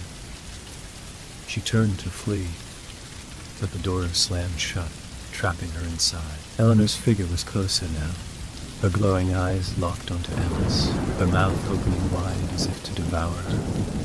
The last thing Emma saw before the darkness overtook her was the cold, empty eyes of the woman in the painting. The townsfolk found Emma's body the next morning, lying lifeless on the floor of Blackthorne House, her eyes wide open, frozen in terror. The portrait of Eleanor Blackthorne remained unchanged, her eyes still watching, her smile still twisted into a knowing grin. No one ever spoke of Emma again, and the house continued to stand, a silent monument to the curse that had claimed yet another soul. And so, the legend of Blackthorne House lived on, with the portrait of Eleanor Blackthorne hanging in the grand hallway, waiting for the next curious soul to come along, waiting for the next victim. Story 25. In the small, secluded village of Waverley, the fog was more than just a weather phenomenon. It was a part of life. It rolled in every evening like clockwork, thick and suffocating, creeping through the streets and settling into every corner of the town. The villagers never questioned it. It was just how things were, but over time, people began to notice something strange. The fog wasn't always the same. Some nights, it felt heavier, denser, as if it carried something within it. The older folk whispered about the visitors, dark figures that would emerge from the fog when it was thickest. They were spoken of in hushed tones, as though simply mentioning them could summon them. Their eyes were said to glow like embers, their movements slow and deliberate, and their presence brought with it a sense of dread so strong that it made the heart stop. Despite the warnings, a young man named Thomas, new to Waverly and skeptical of the old legends, decided to spend a night in the fog, determined to prove it was nothing more than a superstition. He had heard the stories from the villagers, but to him, they were nothing more than tales designed to frighten children. That evening, as the sun set and the fog began to roll in, Thomas made his way to the edge of the village, where the mist was thickest. The streets grew quiet as the fog blanketed the town, and the usual sounds of crickets and rustling leaves were replaced by an eerie silence. It was then that Thomas noticed something odd. He wasn't alone. A figure stood just beyond the edge of the fog, barely visible through the haze. The figure was tall, cloaked in shadows, with its face obscured by a hood. Thomas paused, his breath catching in his throat. He called out, his voice cutting through the stillness, but the figure didn't respond. It simply stood there, unmoving, as if waiting for something. Thomas' heart pounded in his chest, but his curiosity got the better of him. He took a step forward, then another, until he was standing just a few feet away from the figure. "Are you lost?" he asked. He asked, his voice faltering. The figure didn't answer. Instead, it slowly raised its head, revealing glowing eyes that pierced the fog like twin flames. Thomas froze. The eyes were cold, lifeless, and yet they seemed to see him, to look into him. He felt his skin prickle with an unnatural cold, and the air around him grew thick, almost suffocating. "What do you want?" Thomas asked, his voice barely above a whisper. The figure didn't speak, but it began to move, stepping toward him with slow, deliberate movements. Its form was tall and naturally thin, its cloak rustling with an unsettling sound, like dry leaves scraping against stone. Thomas took a step back, his mind racing. The fog around him seemed to grow thicker, darker, as if it was closing in, trapping him in place. He tried to turn and run, but his legs felt like lead. It was as though the fog had a hold on him, weighing him down, keeping him rooted to the spot. The figure was now mere inches from him, its cold breath brushing against his skin. Thomas felt a chill seep into his bones, as though the very essence of the fog was filling him. He tried to scream, no sound came. He couldn't move, couldn't breathe. The figure reached out, its long, bony fingers grazing his cheek. The touch was icy, like the cold of the grave. And then, just as suddenly as it had appeared, the figure stepped back, vanishing into the fog with a movement so swift. It left no trace. Thomas stood there, frozen, his mind struggling to comprehend what had just happened. The fog around him began to lift, and the sounds of the village returned, as though nothing had happened. He looked around, but the figure was gone. The street was empty, the fog dispersing as if it had never been there. Thomas stumbled back toward the village, his heart still racing, his breath shallow. When he reached the village square, he found the villagers waiting for him, their faces pale and drawn. They had seen him enter the fog, and they had waited, but they hadn't seen him return. "You've seen them, haven't you?" one of the old men asked, his voice trembling. "The visitors." Thomas could only nod, his mind reeling. He didn't understand what had happened, but he knew one thing for certain. Whatever those figures were, they were real, and they were not to be trifled with. From that night on, Thomas never ventured into the fog again, but the village of Waverley continued to live with it. The mist rolling in every evening, thick and suffocating, as if waiting for the next visitor to wander too far. And as the fog enveloped the town, the visitors were always there, watching, waiting, and ready to claim the next soul who dared to face them.